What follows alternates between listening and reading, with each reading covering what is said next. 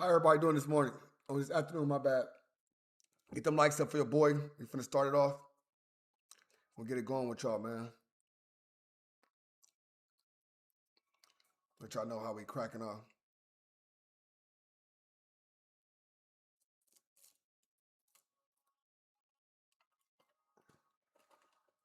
How everybody doing this morning?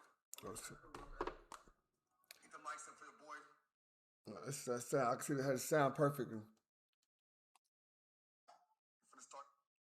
Sound good. It sound good. I know this sound perfect, y'all. Salute. Shout out to Miss Keita. Shout out to all the peoples. We about to get it started. Oh, it's the weekend. They know we do the ODM Slim Show on the weekends. The show the weekends. You know what I'm saying? The live channel chill out on the weekends like that. We focus on the main channel. You know what I'm saying? Jap 5.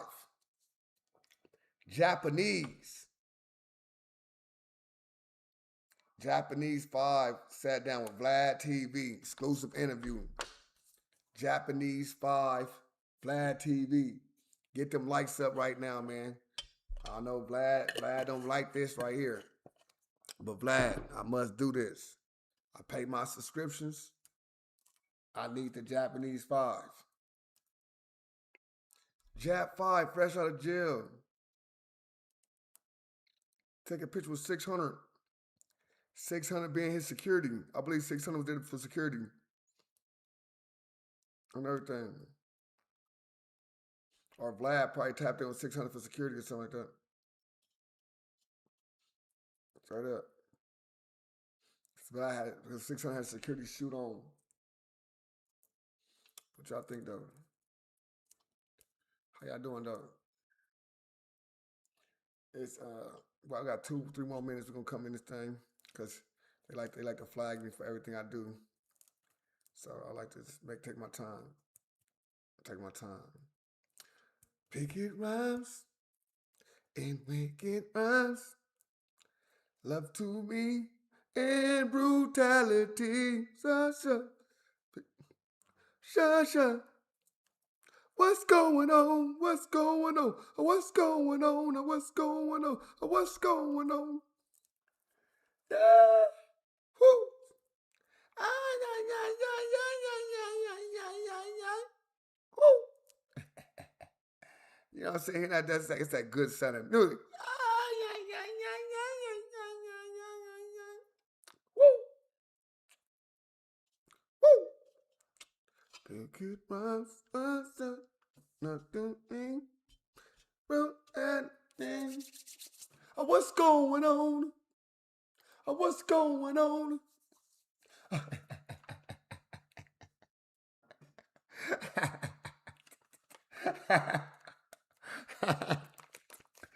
I'd like to have fun. Give y'all some of this energy, bro. You know what I'm saying? I just woke up. You know what I'm saying? Give y'all some of this good energy, bro. I wake up with this great energy at all times, bro. You know what I'm saying? Me and my baby. She ain't going for no nothing else. You know what I'm saying? She want good energy on it. I wakes up to my bro. I'm trying to watch the interview, and it says, I'm not trying to watch the interview in 1,000 pieces. Good looking, Slim. Not for sure.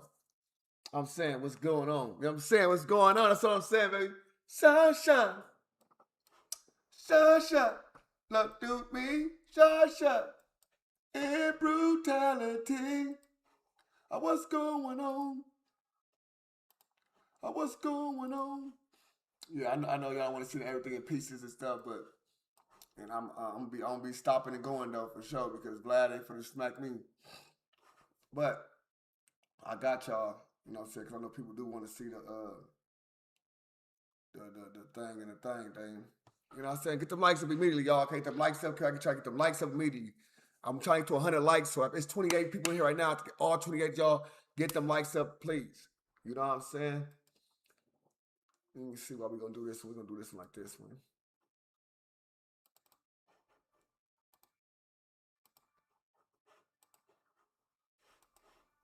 Hold on. Put this together first. Nah, but yeah, man.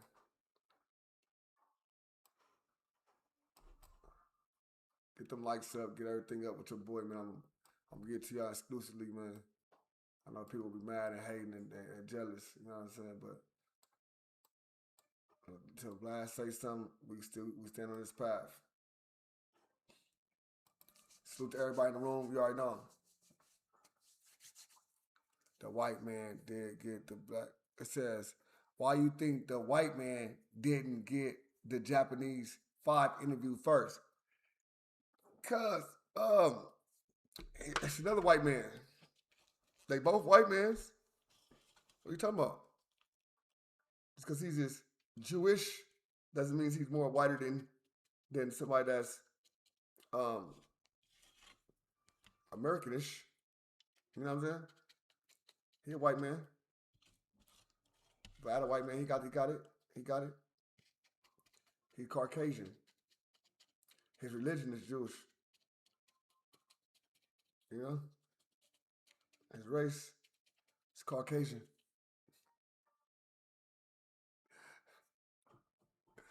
No, for sure. Smack said Jap not going over there. Oh, to no jumper? Okay. Might not be. Got C-Mac there, all type of stuff going there, bro. I don't want to be no, you know what I'm saying? No funny stuff. Oh, gang, he might not. That could be true. I don't be knowing, you know what I'm saying? Gangland Lifted, my boy. Shout out my boy Lifted, man. My boy Lifted, that's my boy, man. I love seeing my guy pull up, man. It's my boy, man. It's my gunner right here, man. Secretary of Defense. When he in the building, he watching out for you niggas. That's Secretary of Defense. But yeah, no further ado. We got the people in the building. We get the mics up. Y'all. What the mics look like? It's 45 people here right now. We shot at least 40 likes. I give y'all 5 people that shouldn't hit the like button. But let's get at least, come on. Where we at, y'all? Let me see where we at. Make a nigga proud one time.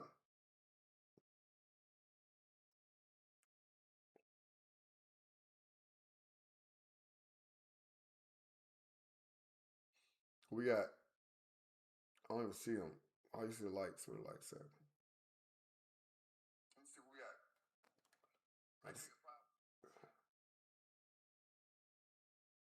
I got 20. We got 30, man. Come on. Let's get it, bro. Let's get it. Come on. Let's get it, y'all. Let's come on. Appreciate it. Oh, Gab Tooth.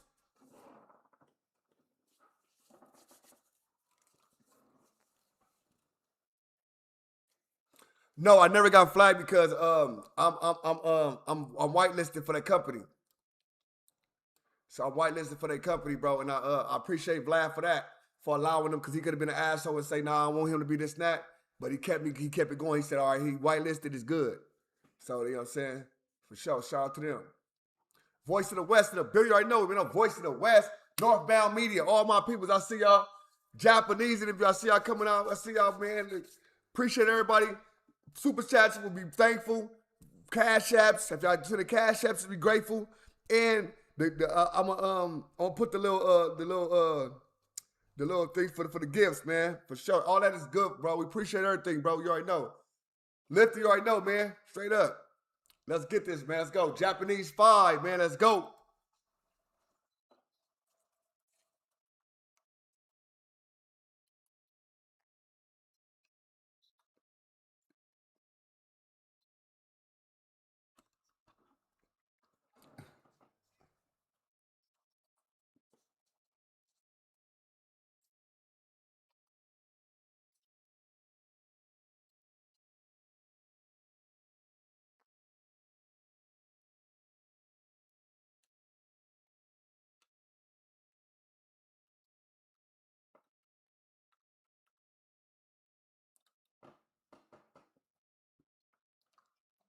Same thing.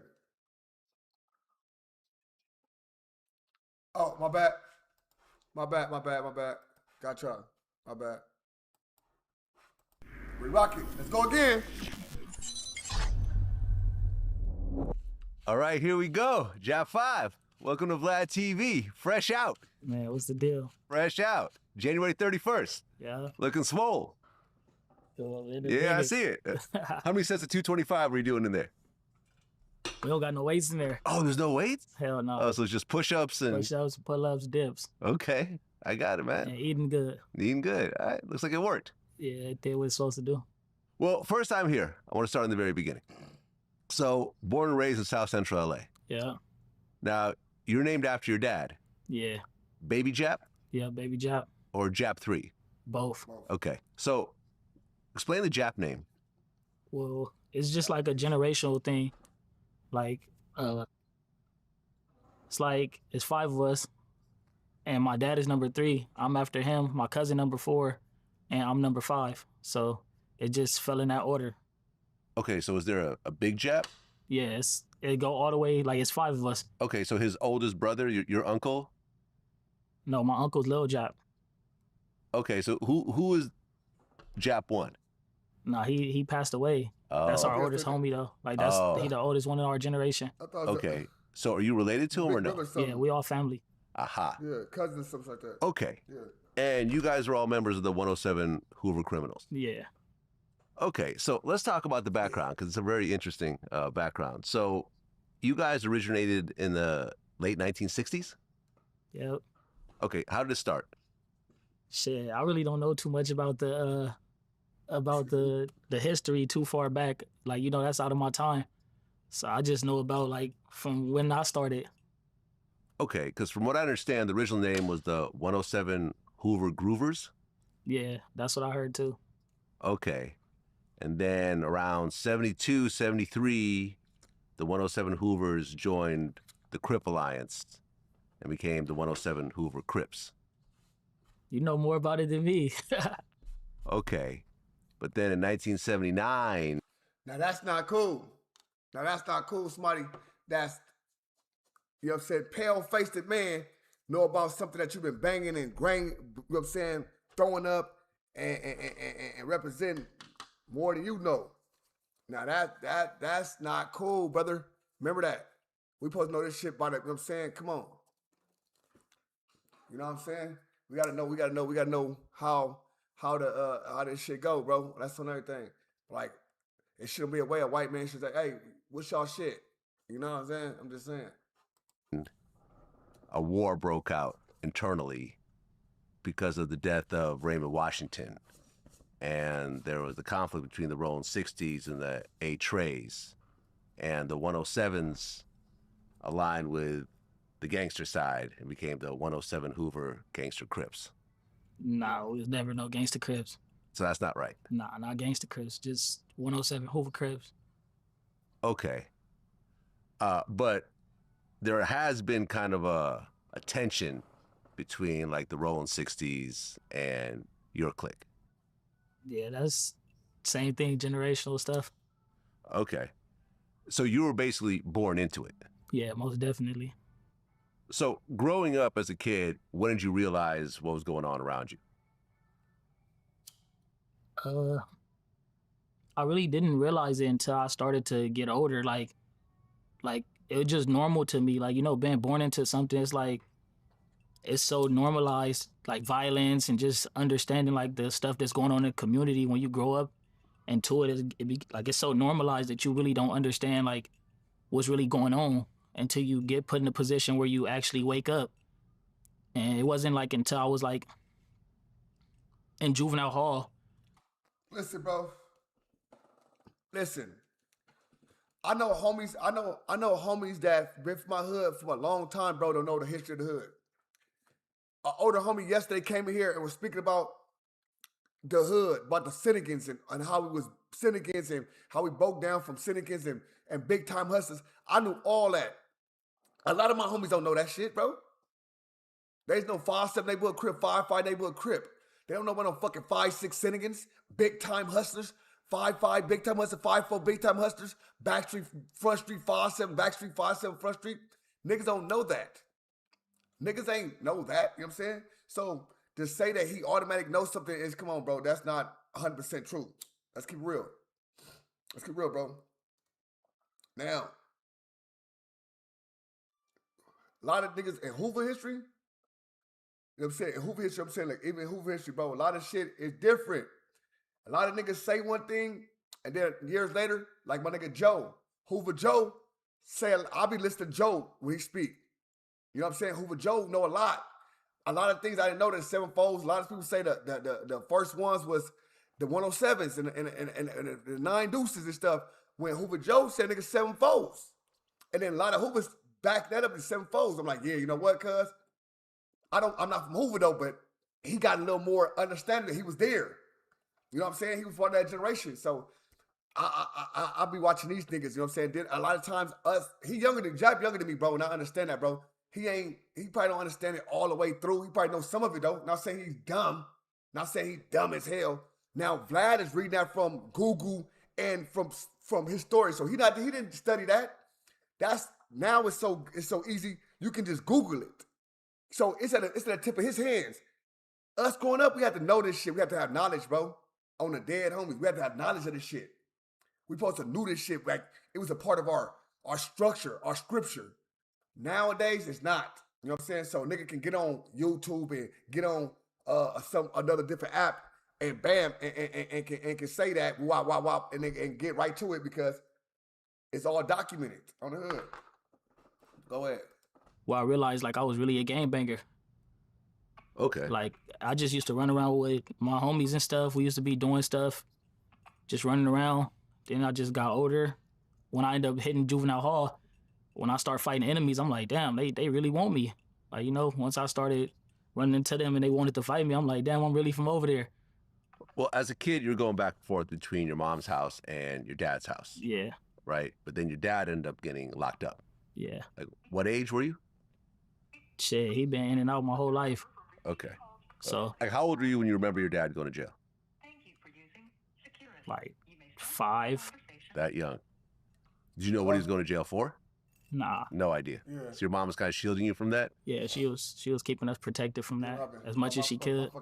Okay, but growing up in that family, in that neighborhood, it's not like you were really jumped in. You just became part of it because that was what you were always part of? Yeah. I just, like I literally was born into it. Like I just grew up as a kid, like I said, just running around being my dad's son. Like how highly ranked he was. They used to always just call me like Lil Jap or Infant Jap, and it kind of just stuck. And people started calling me that. And at first I thought it was just like a childhood nickname. Then, like I said, it stuck. And as I started to get older, it just started to develop and my ways started to develop and it just, you know, I started banging. Well, you said you were a bad kid growing up. You were stealing, fighting, throwing rocks at cars, letting people's dogs out of the fence. Yeah, like, pretty much. When did you actually officially start getting in trouble?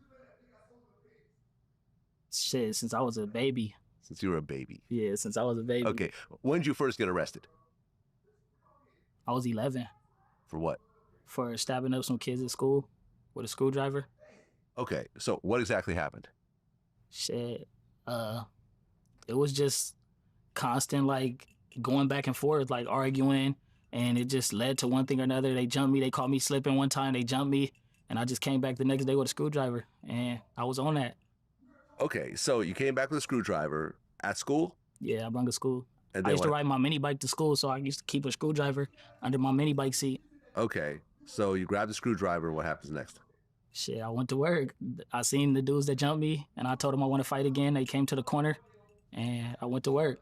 On one of them or all of them? On all of them. So multiple people got stabbed? Yeah, like 5. I mean, with a screwdriver, that just sounds crazy. Nah, it sounded worse than it actually was. Like I didn't even break no skin. Like it didn't puncture. That's what I'm nothing. saying. Like, yeah. How do you puncture skin with a screwdriver? Yeah, it was like a bunch of whelps. Like when they showed the pictures in court and stuff, it was just like a bunch of scratches and whelps. Okay, so at 11 years old, you stabbed a bunch of kids with a screwdriver. And you got sent to juvie for how long? I did probably like 6 months. I did a camp program. Okay, so now you're in juvenile hall with a bunch of other bad kids, and that's when you realized kind of the whole neighborhood affiliation and gang affiliation and so forth? Yeah, because like before that, they didn't exist. Like, you know, I didn't run into them. I was a kid, so I wasn't participating in like adult activities.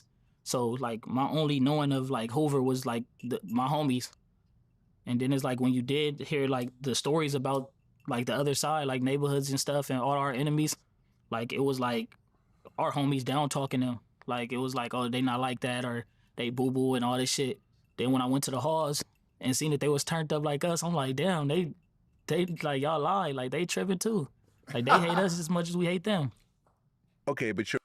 Now that's a fact. That's why I fuck with bro brain. So I fuck his mindset. Now that's a fact. I did the same exact thing, bro. Growing up, the homies, them niggas bitches, niggas busted, fuck them niggas, woo wop.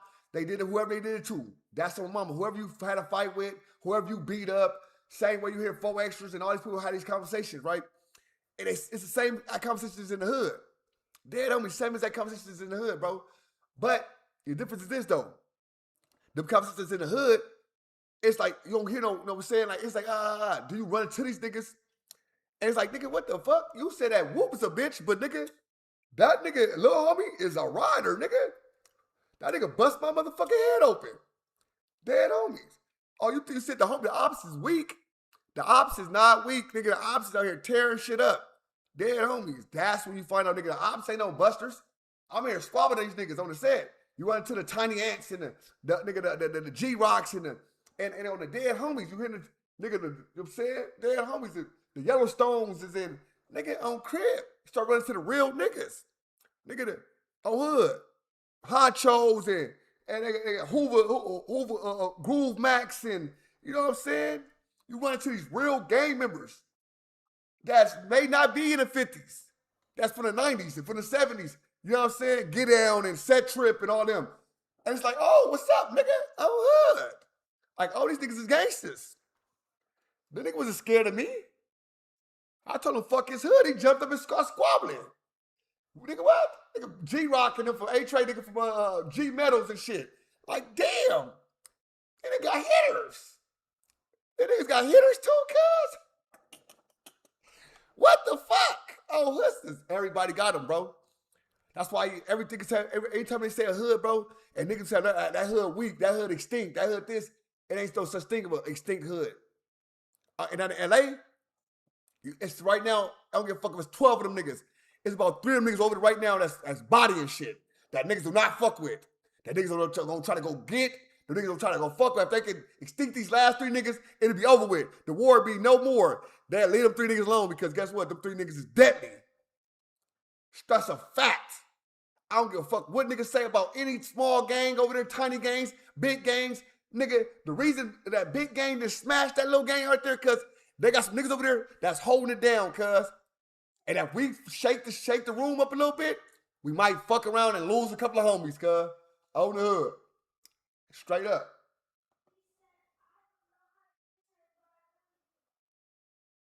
You're 11. So are you with other 11-year-olds or some of the kids older? It was like preteens, like teenagers, preteens, early teens. Okay, so about the same age. So it's not like you're with a like bunch from of 11 to like 17-year-olds. 16. Okay. Well, up to 16? Yeah. So those are much bigger kids. Yeah, for sure. So were you fighting in juvie? Yeah, a lot. A lot. Hell yeah. Okay, but how many of your guys did you have in there? Or was it like all the Crips would kind of band together? But you had Crip on Crip problems, so. Yeah. I had a couple homies with me. Yeah, we didn't, not that many, but the ones that was with me was strong, so we held our own. I mean, did it get really violent or was it just fist fights? Nah, just fighting. Okay, so. Most, like disrespectful, got disrespectful. Wasn't no like real like violence, but it was disrespect. A lot of that, spitting on each other, all type of stuff like that. Okay, and you get out after 6 months, and now you're back home. And I think after that, a bunch of videos started to surface with you. Yeah. There was this one video, we'll play it. You're like at a restaurant, and you ask some dudes where they're from. Yeah. And then you slap them after they tell you the answer. Yeah. All right, okay, verse. Look, you're not from that neither, right? All right, you feel me? Nigga, 107 straight Hoover, nigga. Okay. Who were those guys? So the guy that I slapped is more personal than like actual than what the world see it to be. Like it was more personal. Like I used to talk to his cousin, and one day I was I went to sleep with her, and she posted me on her story, but she put an emoji over my head, but you could see the tattoo on my back. So I guess he recognized the tattoo, and he told her like, if you fuck with the ops, you better duck with the ops. So then he started sending her like a bunch of like threats and stuff, and I'm like, this your cousin, weirdo. And he started sending me like a bunch of weird stuff in my DM. And when he started sending me like a bunch of weird stuff on social media, I just like kind of let it go. and then I ended up going to jail for a pistol, and I got released. And when I got released, I got picked up, and they asked me like, "What do you want to eat?" And I told them, I'm like, "Just run to Taco Bell real quick." And when I went to Taco Bell, he was in there, and I'm like, "That's crazy." I'm like, "Ain't this you?" And he like, "Nah." That's why I asked him like, "So you not from neighborhood?" Like he like, "Nah." I'm like, so like I said, I told him at first, I'm like, "Check it out, like come outside, I want to fight." He like, "I'm not going out there." I'm like, "So you gonna be a bitch? You gonna turn it down?" He like, he just stayed quiet. I'm like, "Oh, you a bitch?" Then Hey, listen though. Jack 5 ain't no buster. So I don't believe none of his stories is lies. But he don't have no enthusiasm to his story. He the only thing I know from LA don't have that. Like, he just be regular. He just a calm, collective type of person. Like, he don't have no enthusiasm. Like, like, nigga, what? I jumped like the neighborhood crib. Like, what? Neighborhood crib? He don't got that. treated him like a bitch. So this is the day you got out of jail. Yeah. So you do know that you could have gone right back to jail. I wasn't even thinking about that. Wasn't I even was thinking more about so that. like, shit, you popped it, you got caught. Well, there's another video where you were fighting two guys. Yeah. Because I guess they had beat up some street vendors. Yeah.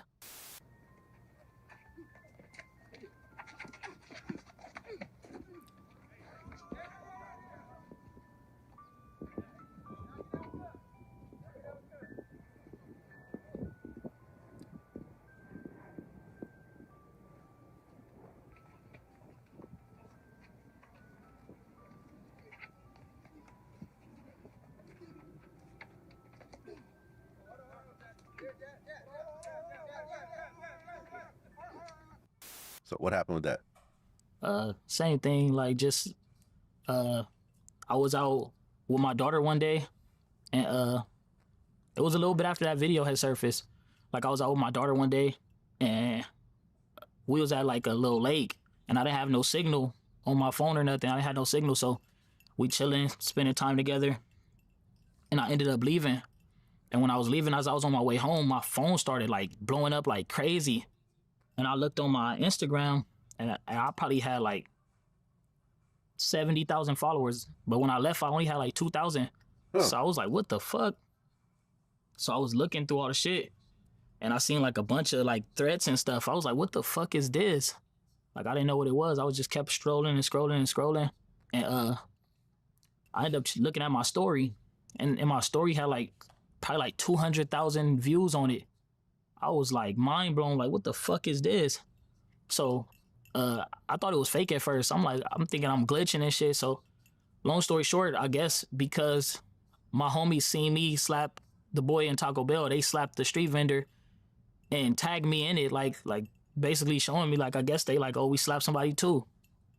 And when they did that, I was more so like it put me in a situation, and I don't know, I just didn't think it was funny. Like, you know, I'm like just seeing all these threats on my pictures, people under my daughter pictures and stuff. I'm like, that's weird.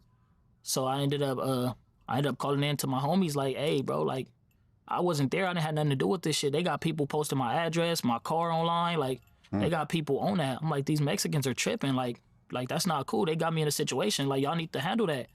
Damn. And I felt like when I did tell my homies that, they wasn't like, they didn't have the energy. Like I'm like y'all telling me like basically in so many words like, oh yeah, we not gonna do that. Like this the homie. So I just took it into my own matter. I'm like, all right, well I'm gonna just DP both of them. So I just got down with both of them. See, getting down with both of them and DP and both of them is two different things, bro. That was not a DP, bro. You squabble both of them niggas. That's why people need to start understanding what is the thing is. It's not DP, bro. There's no way in hell one person can DP two niggas.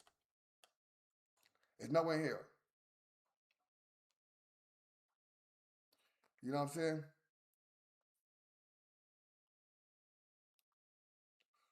It's no way in hell, cuz. It's no way in hell, bro.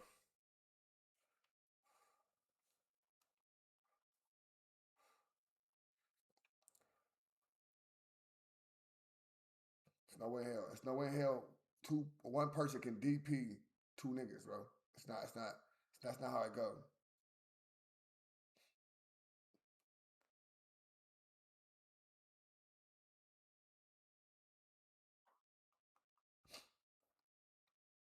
Straight up. He just squabbled. You know what I'm saying? He just fought. Straight up. He fought him. I'm going to squabble both of them. That's what it is. They not getting DP, but you can fight both of them. That makes sense. And that video went viral. Yeah, it went viral too. Well, you end up going to county jail for possession of a firearm. Yeah. That was at what age? Like 17, 18? Yep. Okay. At that point, why did you feel like you had to carry a gun? Man, it speaks for itself. I'm Jap 5, man. Like, I'm a trophy. Like, you know, that's what they be on. Like, it's like they catch me slipping, they gonna get me. So I gotta protect myself any means necessary. Well, you had the nickname Infant Shooter. Infant Jap the Shooter. Infant Shooter. That's crazy. I mean, you yourself, you've gotten shot at? Plenty of times. Like, how old were you when you first got shot at? Like 9. 9 years old. Describe that to me. Just outside hanging out and people come through shooting. I wasn't the target, but you know, bullets flying in my direction, I got shot at. Okay. How many times did you get shot at? Show dog, what's happening? Too many.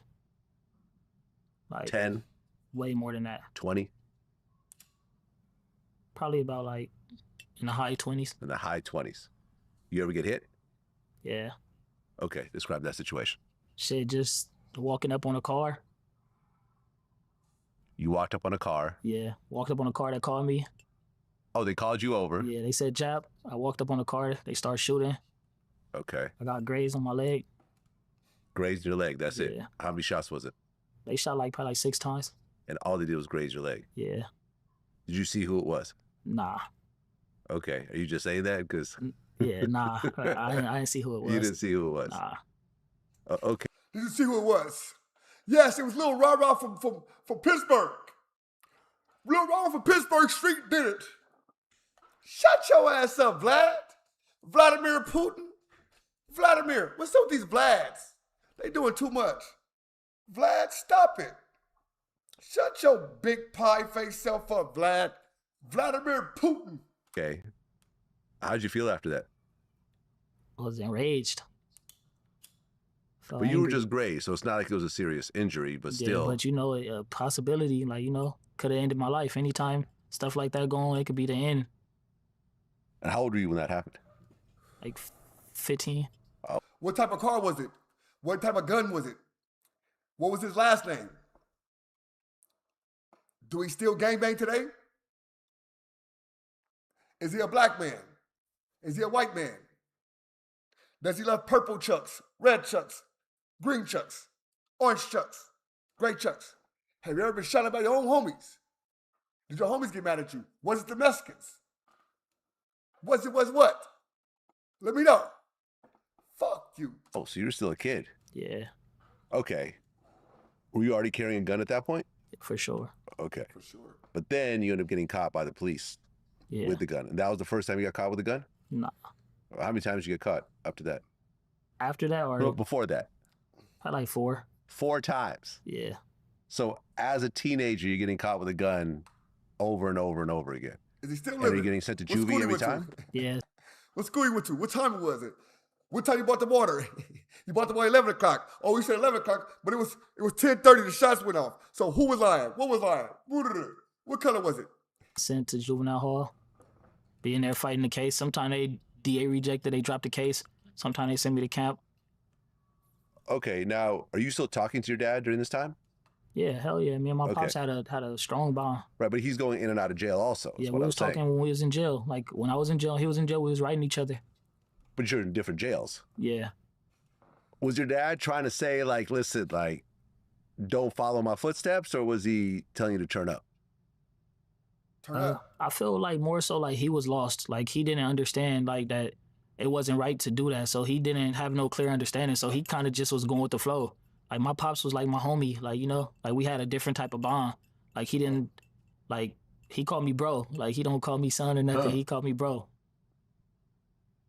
Okay, so Little bro. you get caught with a gun at 18, you come out, and then at 19, you get sent back for robbery and assault. Yeah. Now, was this with the fight with 4 Extra? I think so. Yeah, it was. was like 2016. Yeah, that's when it was. So you and 4 Extra got into a fist fight? Yeah. So 4 Extra said he won that fight. Yeah. What actually happened? He's a liar, first of all. Okay. It really wasn't even no, like, it was more of like a tussle. It wasn't even no fight. So basically I landed in the dorm because I hit the county, and when I hit the county, all my homies was at MCJ. And I landed with all my homies in Men's Central Jail, and they end up calling me for Wayside, and a bunch of the homies they refuse, like we don't go to Wayside, like all the neighborhoods at. This is real facts. Why this nigga tell the truth so much though? Cause a lot of niggas will not tell the truth. A lot of niggas will not say this, bro. A lot of niggas won't say this, bro. So when niggas catch niggas in the county, of course, because niggas is packed in the county, when you first go to jail, you go through the county jail. When you get in the county jail, you gonna run through all the options because they in the county jail. So you fresh out the streets, they catch you fresh out, they run you. They run you because you fresh on the street, from the streets. And they all in LA County waiting to beat your ass. They waiting. They can't wait to beat your ass. They can't wait. You know what I'm saying? Now you got some niggas, you know what I'm saying? My nigga, I ain't gonna lie. My nigga Far West Blue. My nigga Far West Blue from A-Tray Gangsters, right? I'm gonna tell you the story right here. This is real facts. This is real truth. This is true facts. I landed in a dorm, right? On the set. A-Trays, Hoovers, Paru niggas, all that. They in there thick. Dead homies, right? I'm in there. I'm squabbling niggas, right? I squabbled, I think 5 niggas, 6 niggas I squabbled. 5 niggas on the hood.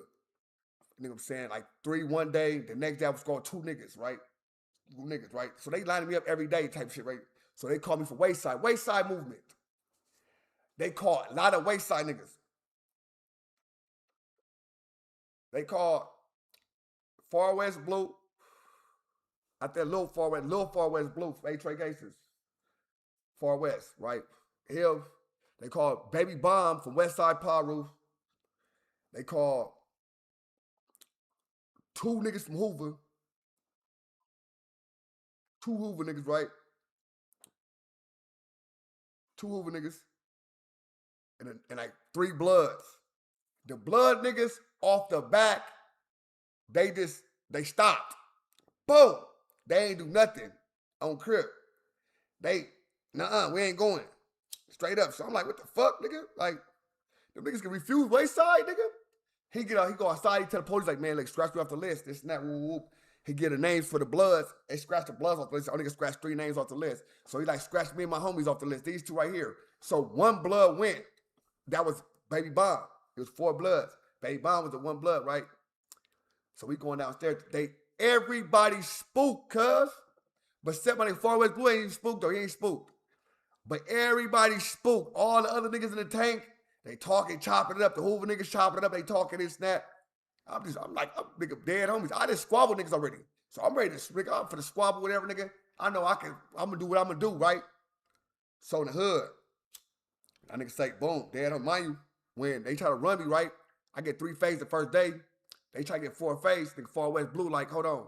On Gangsta Crip, like, we ain't finna be, you know what I'm saying, dead homies. He already squabbled 3 times, like, we ain't finna, he a keyway, like, dead homies, right? So, and cuz younger than me, cuz, he like, yeah, we not finna squabble, we not finna run, cuz, like, we not finna do all that, you know what I'm saying? Straight up. Like, he can get a 2 phase, he can get his phase tomorrow with the Bloods if they want to squabble tomorrow. He squabbled with the keyways already. He can squabble with the Bloods tomorrow if they want to phase, you know what I'm saying? Woo, like, oh yeah, we got 3 or 4 phases for him, like, all right, for sure. It's like type shit, right? So I squabbled 2 niggas the next day, whatever, right? So I'm in a tank. Right? The Blood niggas that refuse, I'm tripping. I'm like, what? These niggas is weird. Like, I'm like, these niggas is weird, bro. Like, weird ass niggas. These niggas is like left. These niggas like, in my head, and only words I can really talk to, that's a keyway that I really can fuck with is Far West Blue. In my head, I gotta let this shit out, cuz like, that was some gay shit, nigga. I gotta press them niggas. I'm gonna get niggas whooped out. Dead homies. So I'm like, fuck it. I walk into Far West Blue like, man, dead homies, bro. That was weird, bro. On the set. Like, that was weird as fuck, fool. Them niggas weird. You told Lil Far West Blue or Baby Far West Blue. Lil, I think that's Lil Far West Blue, the one he had to shoot with the police and all that. He had to shoot with the police, all the shit, dead homies. I think that's Lil Far West Blue. Or it could be, I think that's Lil, I don't know. I don't know the one. He had a police shooting first. Then he went back to jail like 2-3 weeks later. They got him again. He beat the case. They took him back to jail, cuz, for like a robbery or something he didn't do. They tried to put a case on cuz. Like, I think that's Lil Far West Blue. So I'm telling him, like, look, bro, on the dead, I think Sody his big homie. He right under Sody, cuz. He's Sody, yeah. Yeah, Sody is big homie, cuz he like, nigga, Sody big homie on hood. So he like, nigga, dead homies, like, nigga, he like, nigga, on A-Trade, that's some gay shit, nigga. He said, them niggas scared to go up there and squabble the neighborhoods. He said, but on gangsters, I ain't tripping, you know what I'm saying? Bam. I said, oh, that's what niggas are scared of? Oh, niggas scared of the homies up there, cuz? I said, oh, it's on the set. Oh, that's where the homies at. Cause these niggas was tripping on the dead homies. Cause like, nigga, ooh, I'm squabbling niggas, socking niggas on their mouth on hood. I had to, even when the reason I was fought the next day, I had to sock another nigga in his face because early that morning, because he gonna say something about like, ooh, and say the N-word, cuz I hit cuz. Boom! Neighborhood crib. Why this nigga, he the rep though? He the rep. They talking about, I gotta fight 2 other niggas. I fired on you, nigga. Why you ain't fighting? Nigga, I fired on your shit. I fired your shit up, nigga. Why you ain't fighting, nigga? On the set. Like, nah, nigga, my little homie's gonna fight. Nigga, I fought 2 other niggas on the dead homies. Bam. What's the deal? Just call and see which one was. Just call and see which one. Oh, I can call Ant. I could call Ant. That's my low, nigga. But I know probably on the set. I call Ant. Hold on. It's my low. I just talked to her this morning too. On the hood. On the set. Just call Ant, see which one it was. He probably busy. He probably busy. He probably busy. Oh, man. Trying to reach is not available at the tone. Let me see something. Come on, nigga. I gotta see. I think he little though. I think that's little. My nigga Young ain't have faith. I'm live talking about shit, right? I was in jail with my nigga Far West Blue, right? Which one of the Far West Blues that went to jail for the police shooting and shit like that? Is that Lil or Baby? Lil West, all right, for sure. Good looking, buddy. Appreciate it. Yup. Lil Far West Blue on the set. Lil Far West. Show nigga y'all got half faith. Nigga don't care about nothing but the check say. On the hood. Lil Far West Blue on the set. Yeah, on the set. So cuz tell me whatever. We go up there, cuz dead homies, right? Now, mind you, the homies don't. He a nigga. Far West Blue is a nigga. The homies do not like cuz. So we landed with the homies, all of us. Except one nigga from Hoover. One nigga from Hoover went to the 700 flow, and we was all on 800. We was all on 800 on the set. So the set. So we go inside the shit, boom. All the homies, they, what up, nigga, woo. Nigga from Hoover like, oh yeah, this snap, bam, this snap, whatever. So they like, all right, for sure, we got squabbles for everybody, this snap. So they like, man, telling Far West Blue like, oh, we got squabbles for cuz, like on the dead homies, like, woo, like nigga, this snap. My nigga Baby CJ from 6-0 on the set. My nigga Baby CJ from 6 was like, now he fucked with Far West Blue. He like, what's up, cuz? He like, man, these niggas on you, cuz. Like, woo, this snap. He like, man, I told you, Bob. He like, man, I'm like, nah, nigga on the set, like, I'm like, I ain't gonna lie, cuz. Nigga, I was in there, cuz, with all the ops, cuz. Cuz, nigga, kept it shitty, nigga. Neighborhood crib, like, cuz, kept it shitty, nigga. He was not letting shit happen. Woo, this, that, dead homies, woo. My nigga, in head said, is that right? He said, I respect you, cuz. It's my homie, cuz. You got a fade, cuz. On the side, like, oh, God, that's easy. On the hood, that's easy on gangsters. Everybody else got ran, nigga. I was so happy everybody got ran, nigga. They ran me, cuz. They ran me. I was happy as hell everybody got ran, cuz. That was my nigga. From there on out, I swear we running each other through the county. I was in the county for 11 months at that time. They all was scared to go to Wayside, cuz. I told them niggas was feared. That's on the dead homie. They was scared, bro. Inhead, Baby CJ, nigga, S-Born, nigga on the dead homies, nigga fucking Ghost, nigga from 9-0, nigga, UG, nigga fucking Outlaw enough from UG. They, all the niggas was up there at the time. Nigga, them niggas was spooked to going up there. Okay, like, oh, we ain't going up there. Nigga, we ain't cool to Wayside. I'm like, oh, y'all niggas go, nigga trying to run, nigga wasn't trying to stab me, cuz when I first came through the door. Tell me we gonna bust on this nigga, all you trying to bust on me and all that. Nigga, where that energy go? Cuz like now y'all bleed with the homies. Can we get one fade and we gonna get he got 3 fades the first day. We lined him up right and y'all didn't do that. Nigga, he did that. He did that. Far West Blue did that. Dead homies. He made they come keyway cut. Not finna keep lining it up, nigga. Dead homies, cuz on the hood. He did that. You niggas didn't do that. I think on the dead homies, nigga, old crib, nigga, fuck that. Run them niggas. Them niggas need 5 fades, cuz of the hood. The blood niggas, run them niggas too. We used to niggas. That nigga Baby Bomb refused. Baby Bomb nigga went suicidal before he went to date. He said, I'm suicidal. That nigga refused. He said, fuck that. I'll kill myself. I said, oh, wait, God. Hey, he tell the truth, though. I swear to God, Jab tell the truth, bro. Niggas be scared to go up there. Wayside, they tripping. I'm like, he go. And at that time, it was real hectic. Like, you know, it was real bad for, like, my homies and stuff because they was super deep. Like, the neighborhoods was super deep at Wayside, so I ended up telling my homies, I'm like, man, like, I'm not going to refuse. If they call me, I'm going to just go. Like, you know, I'm not about to go to the hole. Like, I'm going to just go to Wayside. So my homies like, all right, like, you going to go? I'm like, yeah. So one of my homies like, man, well, just know, like, you know, they over there on that. So I'm like, all right, I'm on that too. So they send me to Wayside. When they send me to Wayside, I end up landing in the dorm with him. So when I landed in the dorm with 4 extras, he was on the phone. And when I walked in, I remember he got off the phone and he asked me, like, where you from, little boy?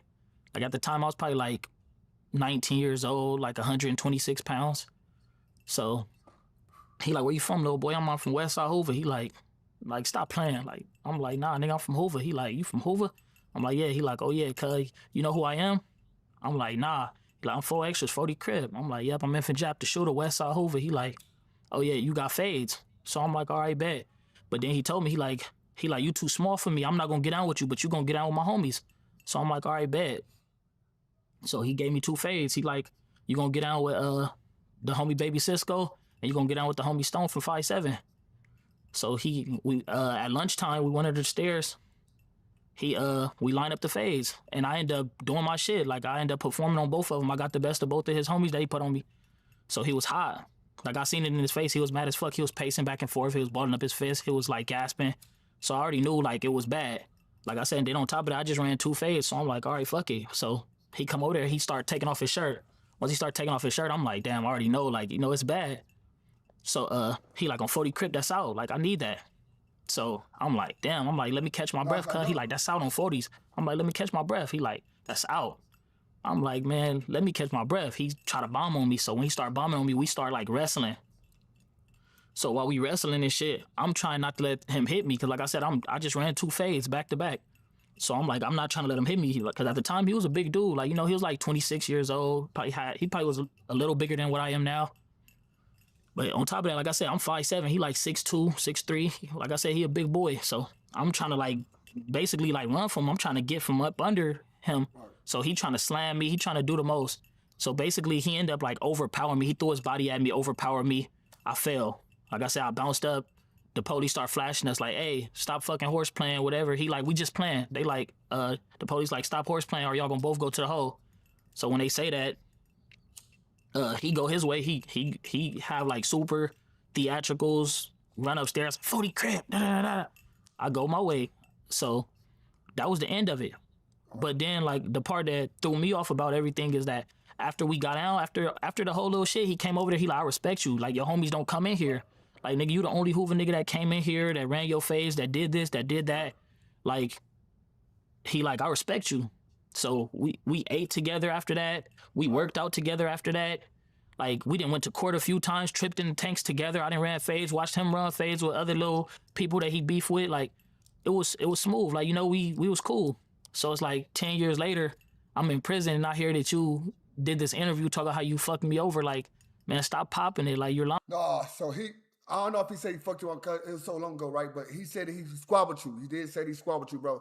So I don't know about now. He just said he ran a fade. I fought Jap. He saw Jap 5. You know what I'm saying? This snap. He said nigga said he'd be doing this snap, but he was doing it at that time. So I get what you're saying, yeah. Like, but at the same time, nigga, I didn't have fights with niggas that I knew that nigga, damn, Cuz got the best of me, right? And Cuz had fed me and all type of shit. And I done seen Cuz later in life, and I done got the best of him. On West Side. on the dead homie, and he didn't nigga didn't respect me. My whole everything, bro. And that's it. You know what I'm saying? So I know how that go. But now on the internet, it's gonna make it seem like that. I don't know. He said he beat his ass. Oh no, he said he beat his ass. All right, for sure. Well, I don't know what so you know what I'm saying. Oh, what you know what I'm saying, how far you should put it, especially just coming on the internet. That's how he got famous. Remember that? Remember he went famous. He went viral for that. Whatever he said, he went viral. Boom. And that type shit. So I feel it. It didn't happen like that. Your homie Bad News, no, it didn't happen like that from 9-0. It was a few. Avalon Blue from Five Trey Avalon was in there. No Nose from Bounty Hunters.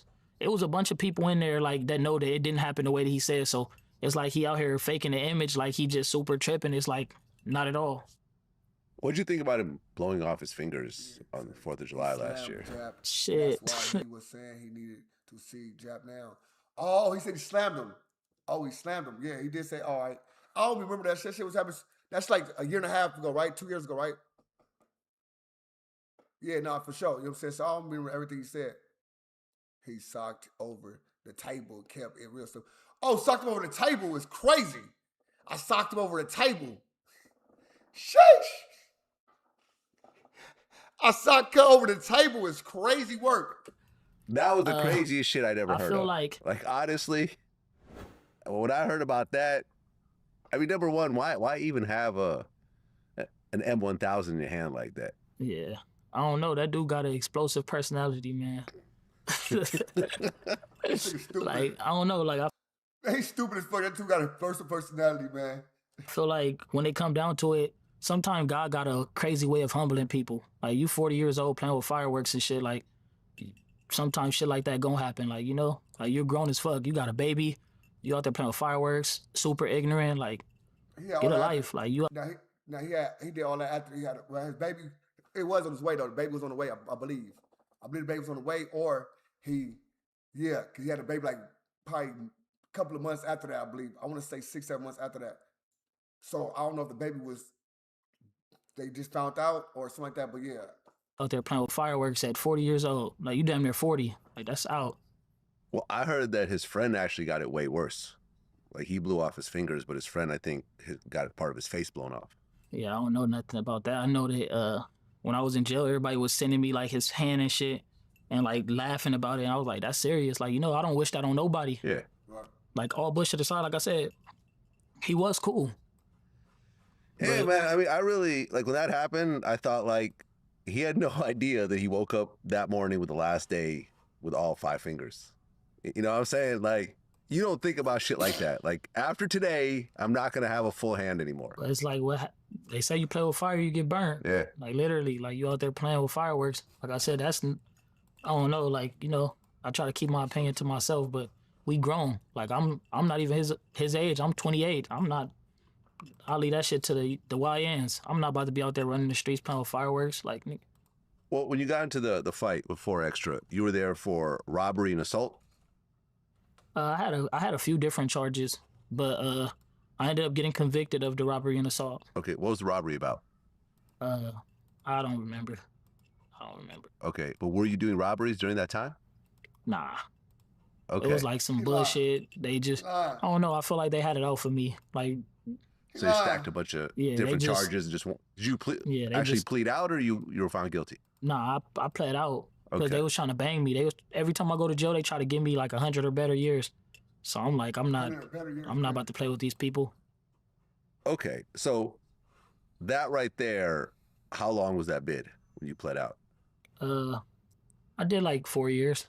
Okay, that was pretty serious then. So Yeah. for like age 18 to 22, you were locked up? Yep.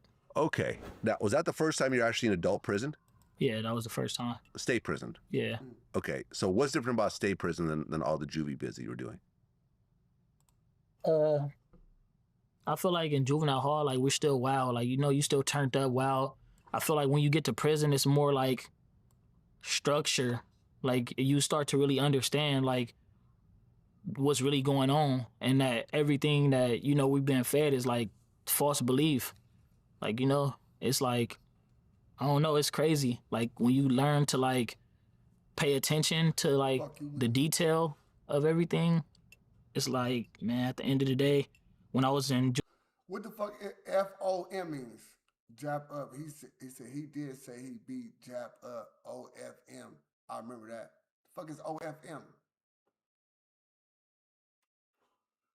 juvenile hall, it was turned up, all gas, like we tripping, all your enemies is on site, rushing them. It's that. Hit the county jail, same thing, squabble up, they pulling you out, popping you out, you gotta run your fades. Like it's just constant fades.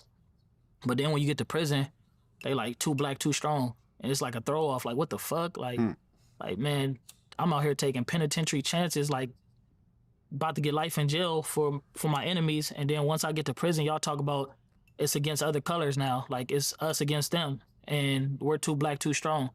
So it's like more so like it's a confusing thing. So that's where I woke up. That's where I finally opened my eyes. Like I can't die for this shit and I can't do life for this shit because like it's false. Yeah, I remember I did an interview with BG Knockout, Yeah. Compton Crip. And he said that one day sitting in prison, he had to think about whether he loved his gang more than his kids. Yeah. Because the love for his gang was keeping him away from his kids. And he finally said, you know something, I'm done with all this. You know, the thing that bothered me about my own situation was like, yo, I had to question, like, if I loved my kids and my family, because, like, why would I leave them to come to a place like this, you know? And that's the thing that I try to talk to my young homies who are still in there. It's like, you watching your kids just grow up without you. Was that kind of like a similar type of thing that you started thinking about, or? In a sort, not really like I'm done with it, but I'm like, I just have to choose the path between like, okay, am I gonna be a gang banger or a gang member? Like either way, I'm gonna be a gang member. Like I'm always gonna be from where I'm from. Like I can't take that back. Yeah. Like it's like no matter what you do, that's gonna be an attachment to you. Like you can stop banging, you're still gonna be that dude from Hoover that stopped banging. Stop, I can snitch, they gonna be that dude from Hoover that snitch. Go bad, like whatever I do, like I said, and I just chose like if I make $1 million, I'm gonna be the nigga from Hoover that made $1 million. So I'm like, I just had to choose my path. Like I want to be the person from Hoover that made it before the person from Hoover that died or anything else. Like, you know, so I just chose like success. Like, I don't know. Like I said, I'm still where I'm from, but as far as participating in gang activities and all that shit, like I'm a rap, man. I'm gonna do my music. I want to change my life. I want to live for my daughters. I got 2 daughters. Like, you know, I want to move different. So that's what I kind of channeled on.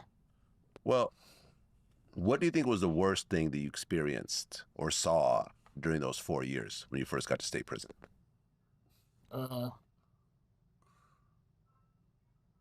Just a lot of like homie on homie stuff. Huh. Like I said, in prison it's cards. So like they separate like the Bloods, they all run together. The Crips, like they have their card, then like the neighborhood card, the Hub and the Dub card, the Long Beach card. So just like seeing like, as far as like, when it come down to it, anything that was going wrong within like you, like for example, like if I did something, my card would have to handle me. So the Hoover card would have to stab me if I had to get stabbed. If I had to got off the yard, they would have to get me off the yard. So just thinking like damn, like it's gonna be your own homies. Like it's fucked up, but it's politics, like, you know, and just it's like playing with fire low key. Like damn, anything go wrong, like it's like the neighborhood's not gonna get you. Like your own homies gonna get you. So just me seeing that, and like not just us. Like I seen neighborhoods knock each other out, stab each other. I seen Bloods do it to each other. So it's like just seeing that just kind of opened my eyes. Like damn, like it's real. Like this prison shit real. You could really die in here. Or another thing, like just seeing people with hella years, like landing in there, like I said, I had a cellie that had been down since 1972. Damn, that's before I was born. Yep, I had a cellie that had been down since 1972, and he still worked out. He was 72 years old, still worked out, still like talked, and just like it was crazy. I'm like, just me seeing that, like damn, like the world would never see you again. Like people on the streets don't even know you exist. Like, and it's fucked up. Like, you know, so many people get lost in the system that it's like, I don't know. I just told myself that I don't want that to be me. Well, stabbings are common in prison. Yeah. Were you involved in any at all? Nah. Stayed away from that type of So stuff. just fist fights? Yeah, if I had to. In prison, you don't really fight like that. Like, unless you have to. If it's like a lineup or something, then you got to get it out the way. But prisons usually like no hands. Like, yeah. Well, I interviewed a couple of Chicago guys, and they told me something that I guess is unique to Chicago called savage life. Have you ever heard of this? Hell no. Okay, so I've heard this from like 3 different guys who have either seen it or were around situations when it was happening. So in Chicago, the savage life thing, that if you have a problem with someone, you would knock him out, pull down his pants, and spit in his ass. Oh no, that's some freaky shit. Because then that has to be registered as a rape in prison because there's human substance inside you. Well, I don't know where this gay shit started from, but this was going on. In Chicago, Cook County Jail, they will knock you the fuck out. Cold. Knock you out When you cold. hit that ground, you will hear this. Get that butt! Motherfucker gets that. Nah, the nigga that's fighting that beat, get the butt. Motherfucker gone. Pull your pants down. Pull your drawers down. Open up your ass and spit in your ass. And now that your be- ass a bitch. And there's dudes with tattoos on their face. Like how many times they've done this to people. It was a nigga from the burbs. I think he Y block or cheaper block or some shit. You know, like how in the real world, people say they get tattoos right here for killing people, the teardrops. He had tattoos right here by his lip. He said that's how many asses he spit in. I'm like, I'm my dead home. I'm like, I gotta go home, folk. That's some foul shit. Have you ever heard of shit like this? Hell no. Okay. That's freaky. Were rapes occurring in prison? Nah, I didn't see no shit like that. I Okay. heard that's like old back in the day shit. Okay, but you have gay dudes in prison that have relationships. Yeah, see, that's So that's so that's separate. just like not in your card at all. Yeah, nah, I'm not a part Okay. of that. So Part of that. if a That's right, Hoover Jack. Crip I'm not talking came about- out as gay, what happens? Shit, I don't know. Only God knows. Okay, but is that accepted or not accepted? Shit, I don't know. I feel like that's his business. Whatever he got going is what he got going. I mind my own business. I don't. But, so what I'm saying is though, in this whole, all the dudes around you in the Hoover Crip card, Yeah. none of them were gay. None of them had a boyfriend In or jail? anything else like that in jail. Oh hell no. Okay, so what I'm saying is that's not tolerated. Yeah, nah, they got a place for that. All the gay dudes in their own Yeah, kind they of. send them to a different type of yard. Okay, well, at what point did you start thinking about rapping? I feel like I just used to freestyle a lot, and my freestyle started going viral. And when they started going viral, people used to tell me like, "Bro, you really hard." Like, and I started running into people. Like, I'll be out, and people will see me and notice me from like the freestyles I was doing, and they ask me like, "Hey, you the dude from that freestyle?" And I'm like, "Yeah." They be like, "We gonna drop another one?" Or people used to just send me like beats, and I used to just freestyle on them. So once I started like realizing like, damn, like all the freestyles I'm doing going viral, like I'm gonna try to make my own song. I made my own song and it went up too, and I just didn't let off the gas. Okay, so were you releasing music while locked up or before you were locked up? Yeah, before I was locked up, I didn't release nothing like locked up. Okay, because you were locked up from, was it 2016 Yeah, to 2020? to 2020. Okay. Then from 2021 to 2026. Okay, so as you're doing the 4-year bid from 16 to 20, Yeah, Nipsey Hussle gets killed. yeah, Now, you guys have problems with the Rolling 60s, yeah, but I felt like Nipsey was kind of above all that for in sure. a way. Now, I remember when I interviewed Big U, he talked about how he kind of carefully sort of steered like Nipsey's image, where like, you know, he had him start doing songs with like YG, and, you know, like when they would film videos, he'd make sure that no one's name was crossed out in the background or no one's Yeah. neighborhood was disrespected or whatever, because that was like the first time you saw like Crips and Bloods doing music together in LA. Yeah, So when we start moving, I used to purposely watch all our videos, make sure, not to tell Steven, no, that video can't go out because in the back of there got somebody said crossed out. And that video, no, you can't do this. And we used to purposely like make sure we wasn't dissing people, but representing representing the turf. Right. And Nipsey would wear red in his And videos. yeah, you know what I'm saying? And I'm like, yeah, you can wear what you want to wear. You know what I mean? Because I knew that it would send a message to LA. And once we was able to kill the color line, my bad. Okay. that bull effect, I got you see bro. red, you got to target, you got to attack it, you got to go at it. It would start making people be able to move. Hey, my bad, bro. Yeah, you meant ODM, my bad. Yeah, because people be saying shit. I don't be knowing the little shits, bro. I don't know the little. I be want to know what the fuck you trying to tell me, cuz ODFM, like you trying to tell me, she's like, fuck you, mother. I'm trying to let you get that motherfucker off. What you trying to say, bro? Like, on the hood. Chicago, shout out Chicago from Chicago for sure. That type of stuff, but and now maybe you young niggas, maybe. Oh, all right, for sure. You from Chicago, that's what you, yeah, that's what that said. No, you probably said that. All right, for sure. I'm not saying he didn't say nothing, bro. I'm saying that's why I said I don't know. Because I don't remember that shit. I don't sit there. I do so much content, bro. I do a lot of fucking content. I can't remember no shit that happened two years ago. And I just remember exactly what he said. I ain't gonna lie. What did you feel about Nipsey? Shit, I loved him. Okay. I feel like that's one of my idols. Like, that's one of my icons for sure. Like, he one of the influences. Shout out Watched Sweetie. his documentary probably like 10 times. Like, I feel like he was very wise. Yeah, he was very influential. That's fire. When he gets killed, what did you think? Because you're locked up at the time. Yeah. But I'm sure in the prisons you guys heard instantly. Yeah, honestly, like, it's crazy because before he got killed, I was in prison and we was in fire camp. It was me and another dude from 60s named Baby Down. And we was talking, and I don't know what made it come to my mind, but I asked him, I'm like, what you think, like, what happened if Nipsey died? And he like, man, the city would be on fire. Like, they'll set the city on fire. Like, he like, man, the homies would go crazy. And I told him, I'm like, I feel like if something happened to Nipsey, I feel like it will be some inside shit because everybody know where he is.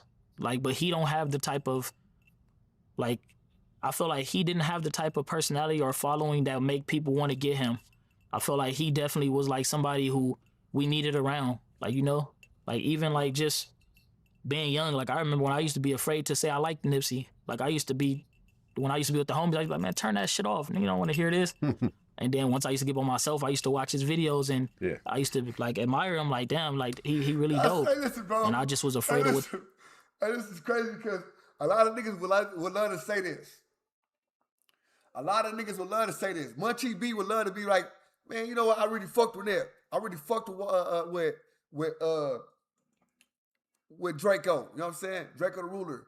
To say that, like, and to hear that for niggas like, whoa, you fucked with Draco? You fucked with Nip? But yeah, a lot of niggas like this, bro. The homies would think about me like, oh, this nigga a fan of a op. Yeah. But like I said, as I got older and started to realize, like, you know, it's not about that. Like,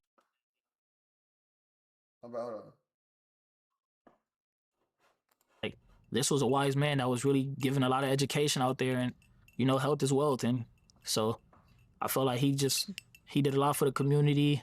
He did a lot for all of us. Like, you know, even his enemies, like just by being wise and just showing us how to move and like just all around, like, you know, from how he walked to how he talked to him having one of the baddest females in the game. Like it was very influential. I mean, when you found out who did it and it was an inside job because the guy who killed him, Shitty Cuz, was a Rolling 60s Crip. Yeah. What did you think? I honestly thought it was like some hater shit. Like, you know, when somebody going to the top, I feel like it's always gonna be like that. Like, most definitely. But I feel like also like Nip was so smart that I'm sure if he would have realized or would have paid attention to the fact that 60s could have been his downfall, then I'm sure he wouldn't have fucked with them either. Like, you know, like just like like I said, he was a wise guy, man. Like, you know, real wise. And I feel like he loved his hood so much that he didn't realize that they could do that to him. Yeah, I remember I interviewed Freeway Ricky, you know, who's from that's South my Central. relative. Yeah, that's one of the OGs and so forth. And he said that he wished that he had talked to Nipsey before he passed to explain to him how to function in the hood. Because he's like, you can't ask someone if they're snitching in a situation like that, because that could trigger all types of shit, which Yeah. ultimately happened. Yeah. You know what I'm saying? Like, Hell yeah. in a situation like that, you see someone, you heard they're snitching, whatever, whether it's true or not, you say, all right, cool. Hey, good seeing you. I got to go. And that would have been the end of that, as Yeah. opposed to actually confronting someone with a piece of information in front of other people where now you're embarrassing that person. And Well, you know, you got to live a certain way to be able to live in South Central and have money. You know, you have to treat people a certain way. You have to be respected a certain way. And I don't think that he knew how to do it. well, don't you think he was well respected in that area? I mean, he was kind of the savior of South Central. Yeah, I mean, you know, having respect and He called Nip the savior of South Central was crazy. And he was the savior of South Central. Why he can't be the savior of South Central was crazy. So minute. What up? and being respectful is two different things. And I even heard it wasn't even true. You know, like Brick Baby, that was like the homie of Shitty Cuz. And he said, yeah, this actually wasn't even true, that he actually didn't snitch. But there was a rumor circulating, and someone as big as Nipsey saying that you're already unstable, you're already violent, you're on drugs, you got mental issues.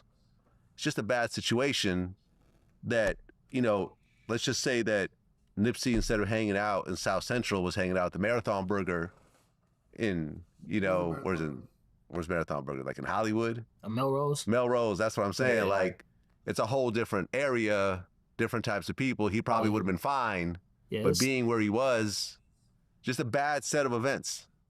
I don't have the same angle as everybody else. Nipsey, you should not be able to get close to Nipsey, but when you do get close to Nipsey, Nipsey shouldn't be entertaining, and everybody feels this way. Don't entertain, nigga. You are a millionaire. Do you know how many people over here have did stuff and told and did, even if Eric Holder was a snitch? What the fuck? And I don't know if that's what the conversation went, but why even talk about that with this peon? Yeah, it's just like I said. I feel like life is just set on, like, when you learn how impactful your decisions are, I feel like you start to like pay attention. Like, one thing about me, I learn a little different than like most. Like, you know, I'm one of the people that I learn from other people's mistakes. Like, I watch everybody. Like, I watch Draco. I saw what he did wrong. Yeah. I watched Nipsey. I seen where he made his mistake at. And I feel like at the end of the day, it's like when you got that type of power, like, you gotta move different. Like, you know, it's like, even if you are like, I don't know how true it is, but I heard that Nipsey had went down there to bless one of his homies that just got out of jail. Yeah.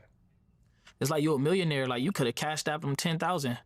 Like, you could have had a female go down there and bless him. Like, you could have had your brother Black Sam go do it. It's like when you, like, I learned, like my pops taught me, like, life is chess. Like, when you a king, you gotta move like a king, and a king is usually the last piece to move on the board. It's like, you got all the pieces around you. Like, you gotta use your pawns. You gotta use everything else. It's like, cause once they get the king, it's over. The game over. It's like, once you checkmate, it's done. Draco, you mentioned him. Yeah. I was speaking to Draco when he was locked up. His manager wanted me to interview him. And I said no, because he was facing that murder. Yeah. And I'm like, whatever we talk about is going to end up in your trial.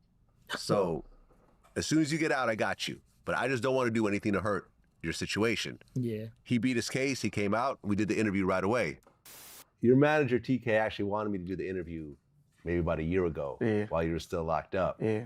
And I said no, because I was concerned that something you might say in the interview might be used in your case. Yeah. You know, like, I've been through legal shit myself. My lawyers always told me to shut the fuck up when it comes to upcoming cases. Yeah. So for your well-being, even though I knew it would get a lot of views, Yeah. I said, no, I'm going to pass on it. Let's wait until everything works out. Yeah.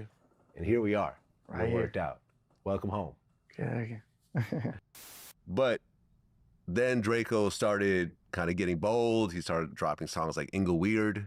Exactly. So when you say moving, is that what you're talking about? Yeah. Stuff like that? Just like just creating enemies for yourself. Like me, like I gang bang, but I don't diss hoods in my music. I don't do none of that. Like people know who I am. If you know who I am, you know who I am. Like, but I don't give people no extra reason to want to give me any more than they already do. Like, you know, like when it come down to it. Dissing Inglewood as a whole city. And then going to go try to perform in Inglewood is crazy. Oh, and that's where he got killed. Oh, was that the Forum? Yeah. I don't know if it was at the Forum. I know it was an event out there in Inglewood. Was it? Let me hold on. Let me double check. Wasn't it? Nah. Coliseum. It was at the Coliseum, bro, Draco. I know it wasn't far. It was a Once Upon a Time music festival at Exposition Park. Where is Exposition Park? So that's LA. Yeah. That's not Inglewood, right? Okay, right. So That's he wasn't actually in Inglewood. reachable. Like, you know, that's still. Well, yeah, the city next door, next door, that's pretty still much. reachable. It's like you create like more enemies for yourself, and when you do stuff like that, you just make yourself more of a target. Like it's different. Like when people already beef with you. Like for example, like Nipsey Hussle. Like everybody knew where Nipsey was from. Everybody know he got enemies, but he wasn't doing no extracurricular activities to make anybody want to get him more than they already. Like, you know. Like he could have been doing a lot more. Like he had a huge platform. If he was dissing hoods and doing all that, he would have had squares like non-affiliates dissing hoods. It's like when you got an influence like that and people follow you, like it's like people out of state that don't know what gangs is that will be saying like dissing Inglewood. And it's like when you got that type of influence and you using your platform for stuff like that, you just make people want to get you way more. And it's like I said, I fucked with Draco. I felt like he was dope. I felt like honestly like he had it for the city. After Nip died, I feel like Draco was the face of the city. Oh yeah, no, I feel like a lot of people are doing their best Draco imitation these days. For sure, he paved the way for a lot of people. Like the style. And if he was still alive, even Drake was doing songs with him. Exactly. You know what I mean? Like he was really popping. Yeah, and he had crazy lingo. Like he was dope. Yeah, no, he was dope, man. Like I said, I did one of the first interviews when he got out. It was sad, and that murder's still unsolved. To think that you're in a huge crowd of people and no one saw anything, I mean, I'm sure that hurts for the family. And rest in peace, Nipsey Hussle, man. I interviewed him one time, but we would run into each other in L.A. Yeah. We would chop it up. Just a good dude, man. Just a good dude. I was really sad when that shit happened. Okay, so you get out and you drop Instagram post with Treyway 6K? Yeah. Is that how you pronounce it? Yeah, that's my bro. And that's your biggest song. Yeah, that's for sure. That song is like 8 million streams on Spotify. Yeah. And you also drop Activated. Yeah. How did it feel to have a song that started to react? It felt good. It felt like I was going towards my goal. Like it felt like I was succeeding, for sure. Okay, so... Activators with C-Mac. You drop these songs and you start to buzz, but then in 2021, you're out for about a year or so. Yeah. And you get arrested in connection to a homicide case. Yeah. What was that about exactly? Yeah, Inglewood is in one is in Chicago. That's the area of Chicago, nice little area of Chicago, Inglewood. Yeah, for sure. I don't want to talk about that. Okay, fair enough. 50s, Drake, you want to live in the 50s? So you get arrested and you get sent to county jail. Yeah. How did it feel to be charged with a murder at that point? It felt crazy. It felt like I dropped the ball. Like honestly, like just to have the taste of success and like literally like that's what I felt like. I felt like it was like a Super Bowl game and I dropped the game-winning touchdown in the end zone. Like I was so close to success. Like I was just breaking through. And right. And now you're facing life in prison. Like double life. Double life. Why double life? That's just how they do it. I got 3 strikes. Oh, okay. I got 3 strikes. So when you got 3 strikes and you fight another life sentence, basically they give you 3 because 3 strikes. That's life automatically. Just fighting 3 strikes, you're gonna be fighting life, and then whatever your charge carry. And so you get life for the 3rd felony plus life for the murder. So double life. Yeah, that's how they. Meaning you're never getting out. Yeah, I was that close. I mean, how did it feel? Because you're like 25 at the time. 24. 24 years old. potentially, you got no bond, No, right? 10.2 million. 10.2 million, meaning At first it was 3.5, and then I asked for a bail. And when I asked for a bail, they boosted it. well, I mean, could you have come up with 3.5? Shit, I was gonna try. You're gonna try, like, put up some houses and whatever Yeah, else? I was gonna try. Me and my manager was gonna try to make it happen. Okay, but then they raised it up to 10.2, so then it's like, okay, forget it. Yeah, it's This done. is I'm not gonna be happening. here for a minute. Right, because you're basically sitting in jail thinking you may never leave prison for the rest of your life Hell yeah, it at was. 24 years old. It was like honestly, it was like an 80 to 20 chance. man, Like it's it was an possible 80% still. chance that I got life, Wow. and a 20% chance that I didn't. Okay, so while you're in jail awaiting the trial, you and Crip Mac run into each other. Yeah, for sure. And he had the Hoover Killer tattoo Yeah, on his face, yeah. which is a crazy tattoo, by the way. Crazy as fuck. Have you ever seen anyone else with a tattoo like that? No. He's the only one. Yeah. Okay. I seen a lot of people with like disrespectful tattoos, but I think that's like the most like blatantly disrespectful one. All right, I get that. How did that fight trigger? Shit, man, that wasn't even no fight. No? Nah. What was it? Demolishing. Okay. Nah, shit, man. He bullshit, like big for nothing type shit. He landed over there. I seen him. Basically he landed in Wayside where I was at. I was already there probably for like 6 months. I was back on my workout and stuff. I started blowing up. So I seen him. When I seen him, he landed in the dorm with the homies. He landed in the dorm with 2 of my homies and shit. So Are they Hoovers too? yeah, they from Hoover. Why would they put someone with a Hoover Killer tattoo on their face with Hoovers? That's welcome to LA County. You can land anywhere. Are they doing it on purpose, or do you think it Nah, was just they didn't know? They just put you. It's people everywhere. Like you been from Hoover neighborhood, certain blood hoods. Like you land anywhere in the county, you're gonna get a fade. Like it's so many different. Like you land in the dorm be having like 66 people inside. So You don't know who you got. no, it's everybody. Yeah. Okay. It's everything. So it's like you land in there, you're gonna have a fade from somebody. Okay, but have you heard of Crip Mac before? That was the first Yeah, time. for sure. Okay, you already knew who He he was was. trolling the fuck out of me on the internet. Oh. Yeah, he was trolling me, and I never used to be responding. Like I used to say like little shit, but all the like he used to do all the little theatricals, talk like he was gonna break my neck when he see me. Like there's plenty of videos. Like I was just watching one the other day. I wasn't watching it. It had came on my TV. I was watching some videos and they popped on my TV. And he was talking about like he hope I get life and die in that motherfucker. Damn. And when he catch me, he gonna break my neck. Okay, so now you're face to face with him. Yep. What happens? So basically, like I said, he landed in the dorm with the homies. So I was downstairs. He landed upstairs. So we was out at yard when he landed. So when he landed, it was a cool CO there, and I asked him, I'm like, hey, can I go talk to the homie real quick? I'm like, it's only gonna be 5 minutes. So when my homie he like, yeah, go over there. So when I went over there, I walked up to their dorm, like it's bars, so they could see us and we could talk through the bars. Crip Mac was on the phone. And when he was on the phone, I seen him, we made eye contact. And I told him, I said, come here, Custer. And he came to the bars. He like, what's up? I'm like, yeah, as soon as we could go to yard, we gonna get that out the way. So like, check it out, like come to yard. So I ended up going back down. The police told me, he like, hey, that's enough, Morgan, like, come on.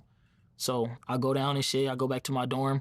And the next day I ended up seeing my homie at visiting, and he was telling me, he like, bro, that nigga Crip Mac was nervous. He was biting his nails, walking, like pacing back and forth. He like, but he was talking about you little. He said if he hit you, he gonna hurt you. He said you a little nigga. I'm like, man, I'm not worried about nothing. Like I got him. So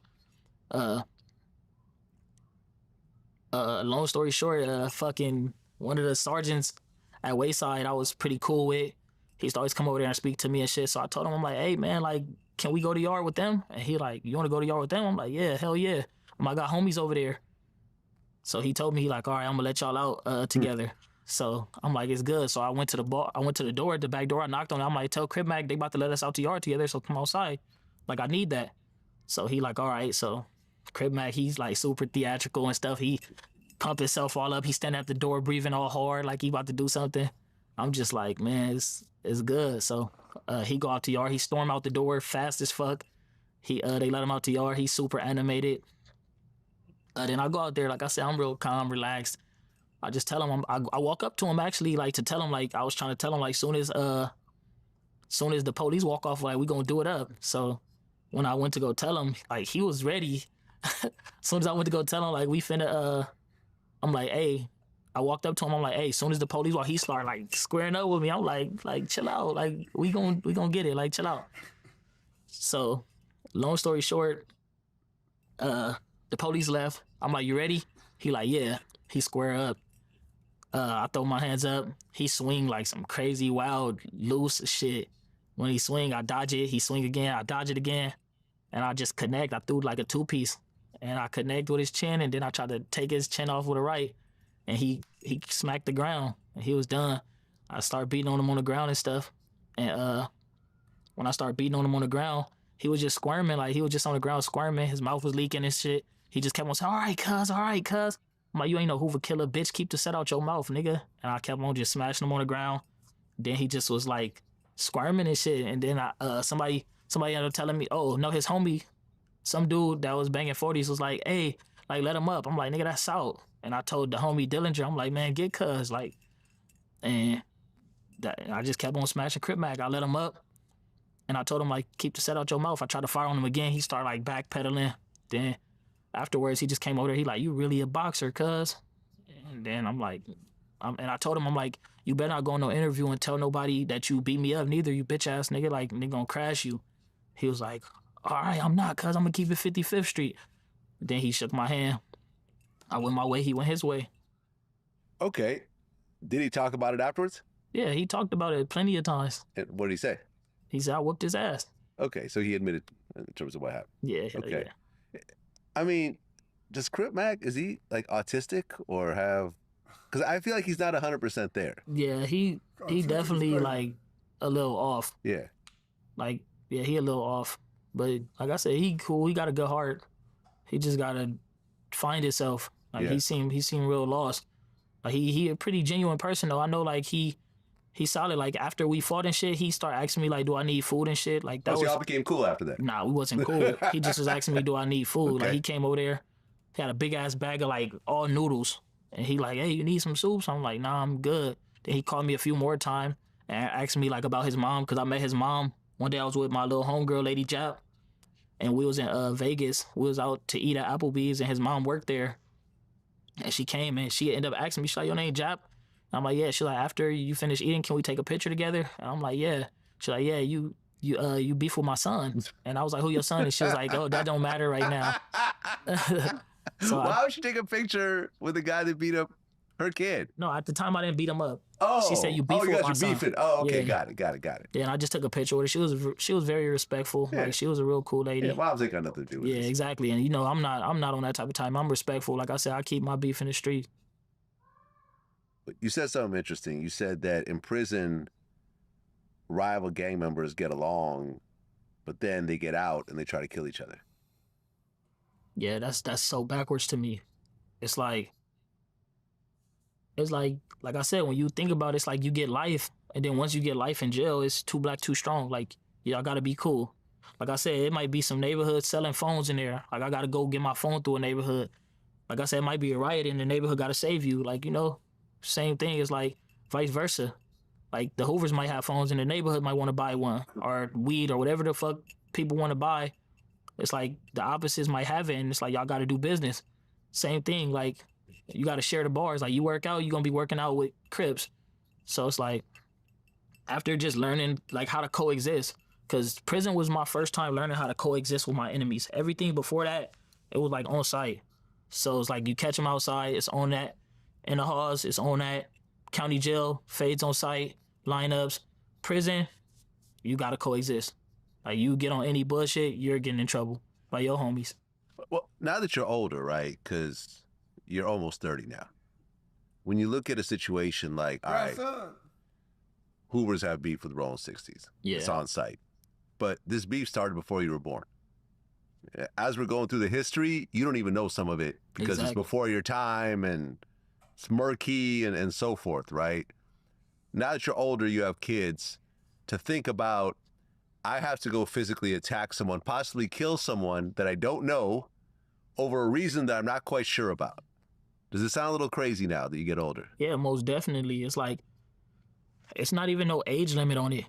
Right. I feel like just hearing it, like just understanding, like once you develop an understanding to understand that it's like, for example, like playing basketball against a team and your team versus their team, and it's like you can't score.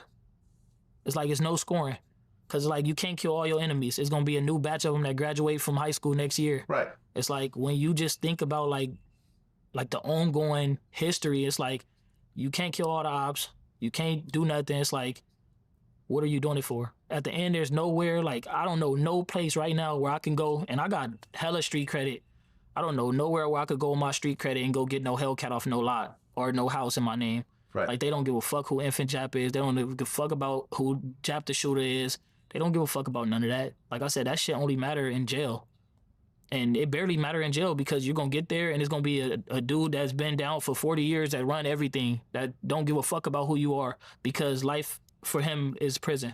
Okay, so you're locked up facing double life over the homicide. Yeah.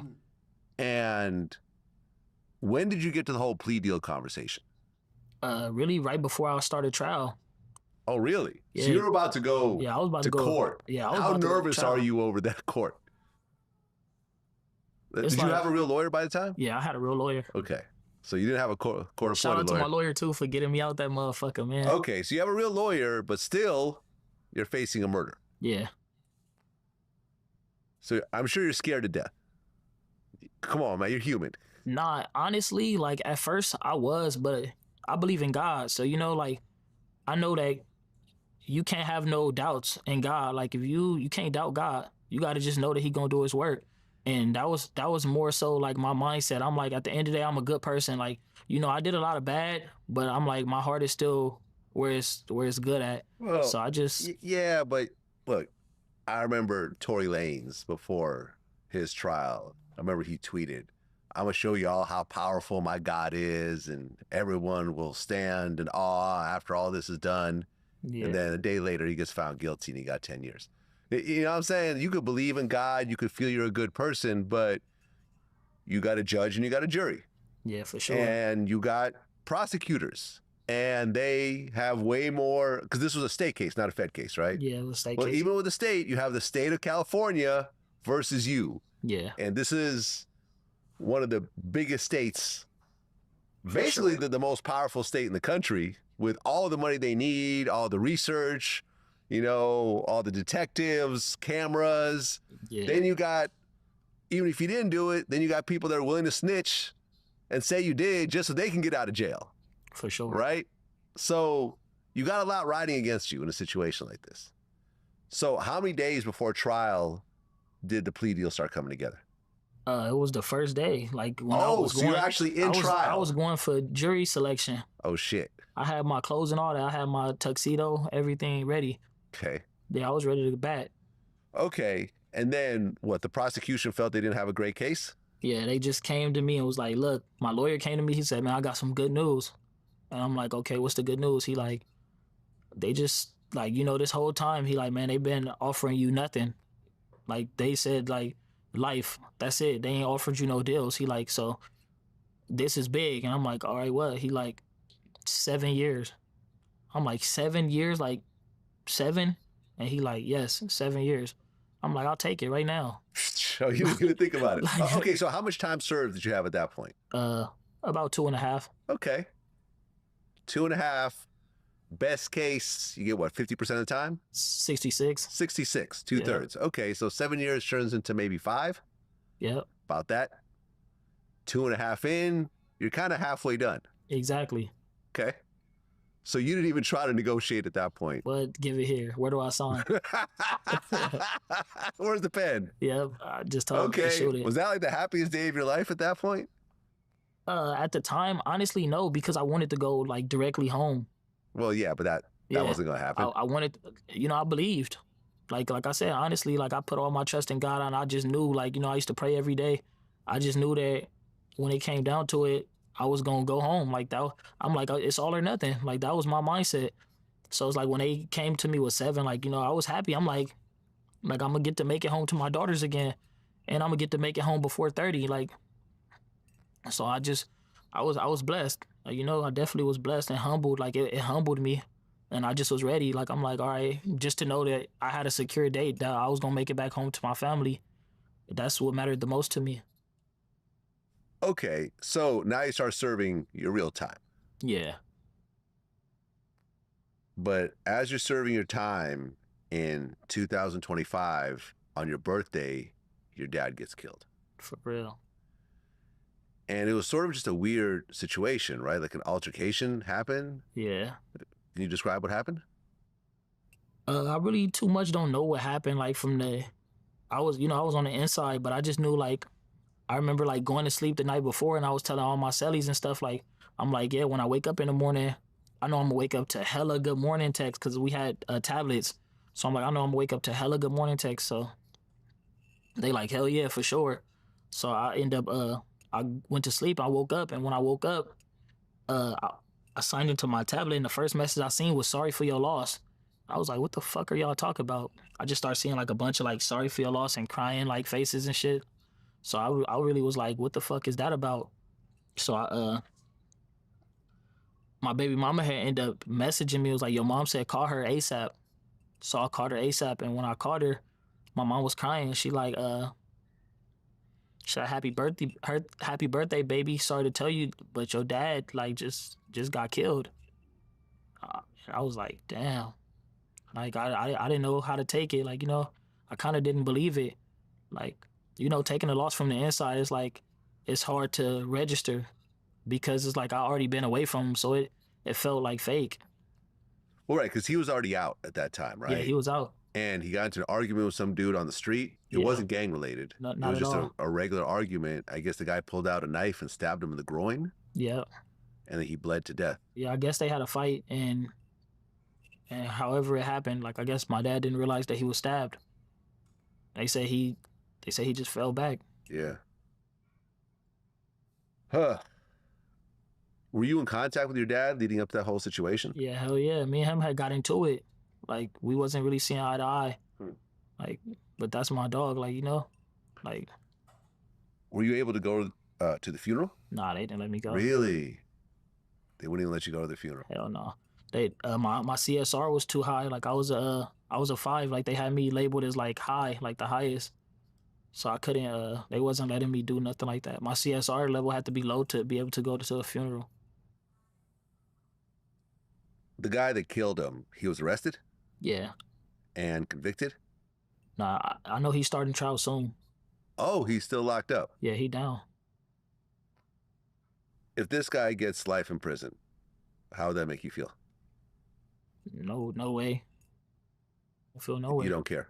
Nah. So that wouldn't bring any like sort of closure to your life? Nah, hell no. I'm not the type of person like that. Like I don't wish jail on nobody. Like even though he did that, like, you know, it's life. Like honestly, it might sound cruel, but you know, I became so numb to this shit. It's like, it's life. Like, you know, can't nothing bring my pops back. So it's like at the end of the day, now it's like it's what's done is done. Like I don't wish life on him. I don't wish he get life.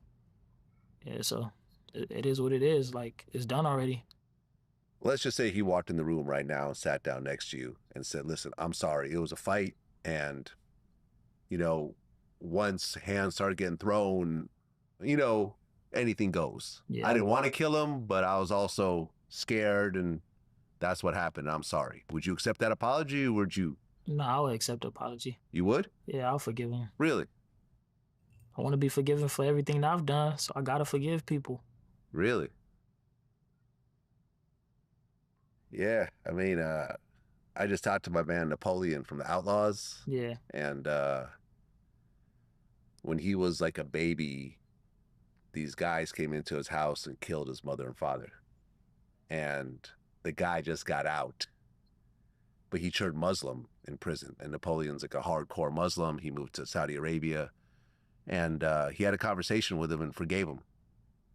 Yeah. The guy said, I was a different person back then. I'm not that anymore. The people that came into the house, they was pretty much friends with my father. They grew up with my father. Yeah. And they used to spend the night at my grandmother's house. You understand? One day they came in as if it was a normal visit, took out weapons, killed my father, shot him in the chest one time, instantly he died. My mother, she was pretty much, you know, and this let me realize the power and the strength of a mother when it comes to protect their children. My mother, she was running around the house grabbing me and my brothers. They shot her 13 times before she passed away. You know, but she was able to protect us. You know, she hid in the bathroom. Then my little brother, he was only 6 months, she hid him in the drawer, the dresser, cracked the dresser, you know. And me and my other brother, you know, by the permission of God, she was able to save us, you know. Yeah, I don't know if I could do that. You know? Yeah, you gotta forgive the person that killed my mom and dad. Gotta be strong. I don't know if I could do that, you know. Yeah, I don't know, man. I don't know. I think it takes a different type of person. Yeah, you gotta be strong, and then you gotta be understanding also. It's like, you know, we come from, like, I got a lot of homies that's fighting murders right now.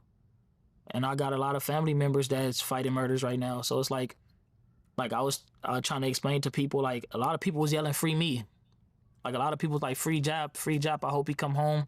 But then it's like, when someone killed one of your relatives, it's like, you like, oh, I hope he rot in jail. Like, that's hypocritical. Like, that's been a hypocrite, you know? That's hypocritical as fuck. It's like, you want a killer to come home, but then you want another one to go down. It's like, if I'm fighting a murder and you want me to come home, you yelling free Jap, and then this other person fighting a murder on your relative and you want him to die in jail. Like, how is that? Like, you got to understand, like, if you're going to play the game, you got to play it. Like, it's certain rules and regulations that come with this shit. It's like, you can't wish death on nobody, because it's like, all right, it's just how you yelling free Jap, it's a lot of people yelling, man. But what did he get convicted of, though? That's the problem I'm trying to figure out. What did he get convicted of? Because we could be fighting a murder.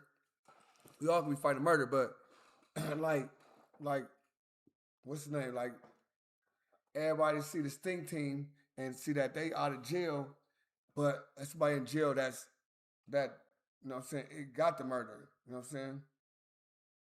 Now, he could be in touch of murder after the scene. What, you know what I'm saying, what his role into, because fighting a murder and having a murder case and your role is shooting and they give you 7 years is crazy. It's crazy work.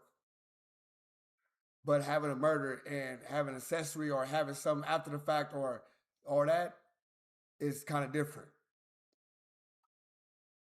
I hope he die in that motherfucker. So. Yeah, I just feel the whole game is rigged, man. I feel like it's not designed for you to win. Yeah, for you got these street rules that I feel really benefit the guys on top. Like, they say you shouldn't snitch, but most times that's the dudes at the top trying to protect themselves and letting all the little homies go to prison for shit that they're doing. Because let's say, you know, you don't snitch, you get out, what's the prize?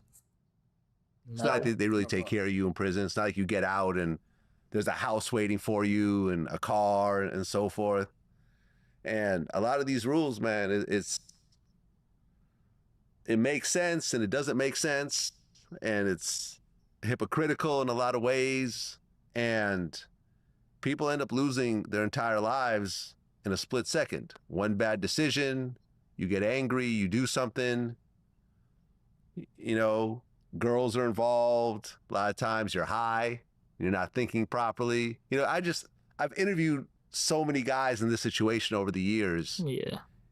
And there's never, I'm proud of what I did and I want my kids to do the exact same thing that I did. It's always like, damn, like, now that I know better, I feel crazy that I even went down this road. Yeah, I feel like it's more so just stemmed off of like generational curse. Like, you know, like, it's like, how do you expect somebody to teach somebody that don't know nothing? It's like, how do you expect the blind to lead people? Yeah. It's like, when it come down to it, like, I can't blame my dad for raising me the way that he raised me when he was raised the way that he was raised. It's like, as time starts to transpire, you gotta understand that it's like, you can't blame the people that come from where you come from, because it's like, they come from the same place you come from. So it took me myself to educate myself and really realize that what I was doing is wrong. And it made me also want to step forward, like, as far as like changing my community and just impacting the life of all the youngins that look up to me, and just letting them know, like, there's different ways to do it. Like, you don't got to be a shooter to be from your gang. Like, I learned that from me doing time. Like you said, I used to be They used to call me Infant Jap the Shooter. Like, that's what I was. I was known as the shooter.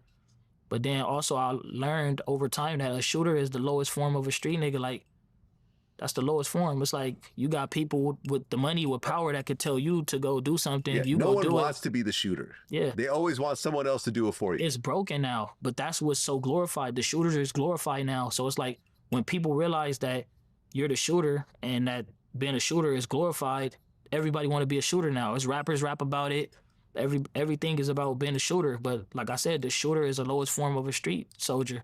And it's like a shooter is a pawn. Because you gonna go to jail, ain't nobody gonna bail you out, ain't nobody gonna put money on your books. And most of the shooters I know, honestly, can't bail out for a shooting. Like, if you That's can't, crazy. I'm All not the catching shooters no. that you know can't bail out for their own shooting. Yeah, like, it's like the scammers and all that that's getting money, they can bail out for whatever they want to, but they not out there shooting. It's like the shooters is usually like the dudes that can't bail out.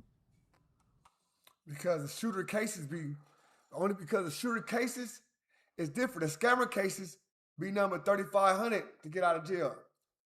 3,000. The shooter case is 8 million. For sure, the shooter ain't got the money. Cause it's a lot of fucking money to be a shooter. It's a lot of money, bro. Because your bail gonna be $1 million. The shooter ain't got no fucking hell. No, the shooter ain't got that money. The scammers ain't got that money. The dope man ain't got that money. The reason dope people got that money because they share only 35,000. The reason the niggas that hold the guns got the money because they share only 20,000. So yeah, they got 5,000, 4,000, 2,000, even 800, 700 to get out. The shooters got the real cases. The shooters is the ones with the real cases. The shooters is the ones that taking the real sacrifices. And the shooters is the ones that get left out and cold and dry. It's the shooters' blood, sweat, tears that makes the hood. It ain't the niggas that sell the dope. It's the niggas that gonna sacrifice through 100 years. The reason the Raymonds look so cold, because they have some cold ass shooters. 30 of them niggas in jail right now got life on the game. But it was the shooters that, yeah, it's other niggas in there making it look good, going to parties, making it look fly. But the shooters is the blood, sweat, and tears. The shooters is the blood that run through that hood, nigga. It's that blood. That's why when that shooter call and he pop that shit and he get that nigga snatched up, because he the shooter. He laid that shit. What they said about John Wick, he laid the payment for the way we live today. Them the shooters. I mean, I've always heard stories, for example, a lot of New Orleans dudes were talking about how much they would get paid and so forth. Was there actual paid shootings during your time? Were people actually putting money, or is it just like, yo, it's on site, this is what we do anyways? Nah, it was just living life, like, you know, like I said, just rules of the game. So you guys aren't even getting paid for this shit? Hell no. So it's not like there's a ticket associated with this particular act? Nah. So you're taking all the risks. This nigga said that the feds, it's not a particular, he trying to get indictments going on. Nope, no indictments. We don't have no niggas saying protocol, hey, y'all shoot. Y'all got 10 bands for no paid shooters, no paid hire hits. Nope, we just get mad and we go bust. And you get none of the reward. Handshakes and hugs. Handshakes and hugs. Wow. Well, you know, my condolences to your dad. Snoop Dogg actually said R.I.P. in the comments. There's a dude that kind of broke down the story. Yeah. And I don't know whether Snoop and your dad knew each other, but he paid his condolences. Yeah, that's real. Yeah. Did you know about that? Nah, hell no. That's dope, though. Yeah. Shout out to Snoop Dogg for that. Shout I out to Snoop appreciate Dogg. that. But you're still locked up. Yeah. Now, at one point, you get a release date, which was January 31st, 2026.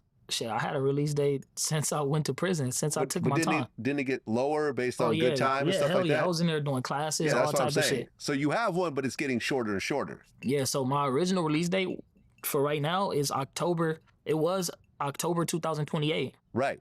That's what I'm saying. Yeah, that was my original release date, but I just took a bunch of classes. Yeah, January 31st. I did youth offender program classes. I did computer technician. I did youth diversion program. I did a bunch of like like just self-help and emotional intelligence, life skills, victims impact, ARC. Like I just did a bunch of classes like that, knocked off a bunch of time, and I ended up getting off like almost 2 years. As you're taking these The shooter damn near a genius, huh? Goddamn smart ass shooters. classes, right? And I'm talking to you. You're an intelligent guy. I'm talking to you like as an equal, right? I Yeah. went to college, you didn't, but who cares, right? At the end of the day, we're both two smart people. As you're taking these classes, learning these skills, are you thinking? Because you didn't graduate high school? You got your Nah, GED. I did. I graduated high school. Oh, you graduated high school. Yeah, I got my diploma. Oh, okay, but you didn't go to college. Nah, I didn't go to college. But as you're taking these classes, did you start thinking like, damn, like my life could have really been a different direction from the jump? I could have been high school, college, good job, career, starting a business, and so That's the forth. system. Like, did you start thinking like that? Because it's not like, Nope, I'm burnt. That's me planning to the matrix. That's me planning to the fucking matrix. No, hell no, I ain't thinking like that. I'm thinking about nigga being independent and all the shit I need to take to independency. everyone else is not, it's not like you're as smart, if not smarter than everyone else. Yeah. It's not like, for example, like a Crip Mac situation where I think that he has like autism, maybe a learning disability or whatever else. You actually could have gone as far as anybody. Yeah. Did you start realizing that as you're taking these classes and these trades? So not exactly. I just started realizing like how important education is. And a lot of the stuff I started to like, when I was in class, a lot of stuff I was knowing already from my street smarts, but I just did not have the dictionary definition of it. So like I didn't know what PTSD was, but I knew like when certain things come around, I get real paranoid, like, or like, so I didn't understand like the dictionary definition of like trauma and everything that we go through, as humans and like the in and outs of life. Like I didn't understand like the actual definition of it. So once I started putting a definition with it, I'm like, oh, that's what that is. So yeah, that's what it taught me. Okay, so January 31st, 2026. Yeah. You get out. What was that first day like? Shit, it was amazing, man. Yeah. Hell yeah. Because at that point you've been in for like 5 years. Yeah. So you missed a whole bunch of shit. A whole lot of shit. A whole lot of shit. What was different about the world when you got out? I feel like everything is more like social media based, and the same thing with just like technology. Like most of the stuff like that you got to go through your phone. Like I went to McDonald's and like different restaurants, and they don't be having like that many employees no more. Yeah. Like everything's like through a kiosk and shit. Yeah, I'm exactly. like, oh shit. Yeah. So it's like if you don't have a card, you fucked. Like for real. So it's like just seeing stuff like that, and then just seeing like how like more graphic everything is on the internet. Like I feel like everything's recorded now. Like back then it wasn't like that. Like I feel like everything's recorded. Like you can go see shootings and killings and brutal stuff. Like there's all type of stuff like posted on the internet. So it's like it's crazy. It's like back then that stuff would get your Instagram deleted. That stuff would do a whole lot of shit. It's like now it's just in front of your face. Like same thing. It's a lot of people like these I don't know what to call them, like the people that be doing like reviews and talking on YouTube. Yeah. Like basically the YouTubers, like the dudes that be talking about all this gang shit, they all snitching. They all building cases for the police and the DA. They putting it together nice cases. Yeah. Like I'd be seeing those videos like, wow, these people is really telling. Like these dudes is fighting cases right now, active cases, and you making. Yeah, I don't know how the fuck they be doing all that, but it's big on that too. So yeah, I mean, shout out to Traplo Ross.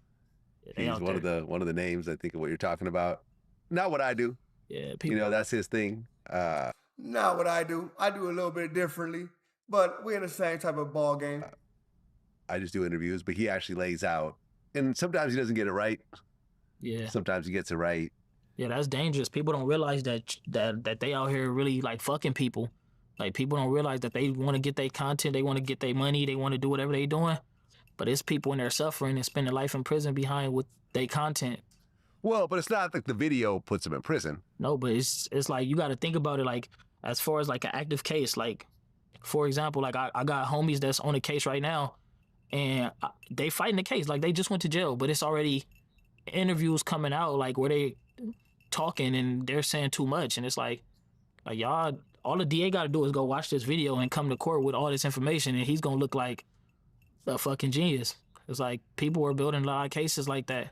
Yeah, I've always been careful about talking about open cases with people. You know, people like to say that I'm the feds and I send people to prison, but you know, for example, you say you didn't want to talk about, you know, that the case that you just did prison for, and I'm like, cool, no problem. Exactly. Yeah. You know, but you actually, technically, you could talk about it since you've already done it, but since you said you don't want to talk about it, cool, we're gonna go on. But if you actually had active cases, I wouldn't even talk about them. Yeah. Because I'm aware of, it's all going to be part of the case at that point.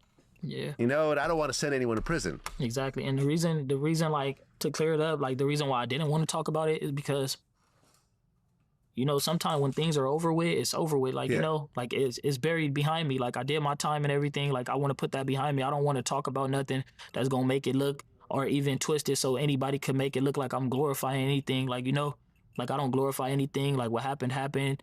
I apologize, like, you know, for the role that I played in it. And, you know, I wish the best for everybody who was, like, who got hurt in the situation. Like, you know, it wasn't my intention, like, you know, but that's it. I don't glorify nothing, and I don't want to make it look like I'm on here glorifying anything, because that's not the way to go. Yeah, I mean, one of the worst, I think, times in VladTV history, probably the worst time, if I think about kind of everything I've done, was the interview I did with BTB Savage. Do you know about the story? Nah. So BTB Savage was a Texas rapper, like an underground rapper, who got into a situation with someone. It was like a drug deal gone bad, and the guy tried to rob him, and they managed to, like, get the gun away from him, and he ended up killing the guy who robbed him. Right? Him and his girl got the gun away, and then they ended up killing the guy. And as he's telling the story, he's kind of bragging about it in a certain regard, right? And then he was like, well, he died. And I was like, shit, good. Like, my fucking son was in there. I was like, so whatever go on, I ain't tripping. Like that, I did that shit for my son. I was like, he got it, he had to go, he had to die, like that. And I was like, I couldn't really grab the time where it was time for me to grab the gun, and she would have slid it. He could have grabbed it. So shit, I told her to blow him. That's what she got to do. I mean, shit, that's my girl at the time. So shit, if I step, you better step. And there I go. So we put the interview out, and then after the interview's out, he posts a picture of himself at the crime scene with blood all over the floor, and he's like holding his jewelry up with the caption, "Too much motion." And later that day, he gets killed. Yeah. And it was like, damn. And it was like, well, had he not bragged in the interview, had he not posted the picture, because, you know, the dude that he had, you know, that got killed had people that I'm sure, like, I don't know that these two situations are related, but when you look at it, it's like, probably. Yeah. And it had to do, you know, if he had, you know, but I let people talk, you know what I'm saying? But I think if he had approached it a little bit differently, say, hey, listen, I'm really sorry about what happened. It was a very sad situation. I'm sorry about, you know, for his family and so forth. Yeah. And had he not posted that picture, things could have worked out a little bit differently. But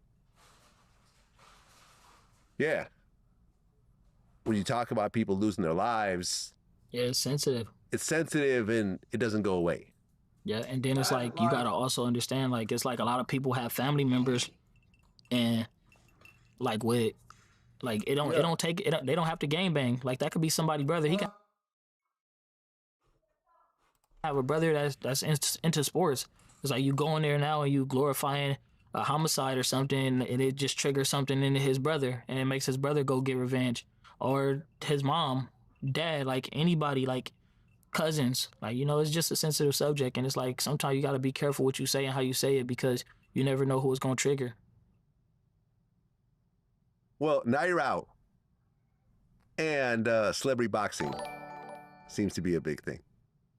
Yeah. Did you watch the Blueface fight? Yeah. What'd you think? I feel like he did his thing. I feel like what he said, like, I feel like they chose to, I don't know, you know, sometimes when you're a winner, like, they try to find everything. Like, I don't know. It's like me, for example. Like, I done punched out so many people, knocked out so many people. My county jail record probably more than 200 to like 5 losses. I done had 200 win to 5 losses. And it's like, you got this dude come out here and do an interview speaking on how he did this or did that, just lying. And now the whole world is just like, oh, 4X is just glorifying him. I feel like when it come down to it, it's like you can do whatever you do. They gonna try to find a scuff on your chuck no matter what. It's like, that's just what goes with the game. It's like when you somebody, they gonna try to find any reason. I feel like Blueface did his thing. Like, I feel like, but the part that they did post, like, it's like, it's hater shit. That's what they do. You mean him getting knocked out of the ring? Yeah, like that's. But that really happened though. No, it happened, but it's Yeah. like, why y'all didn't put the part when he was really socking on him? Like, you know, he was doing his thing. Blueface really got squabbled. Like, he really was doing his thing. I agree.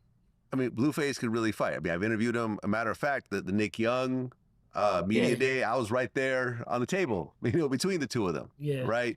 But, you know, Clarissa Shields, you know, she commented on it, and this is potentially one of the greatest, if not the greatest female boxer ever. Yeah.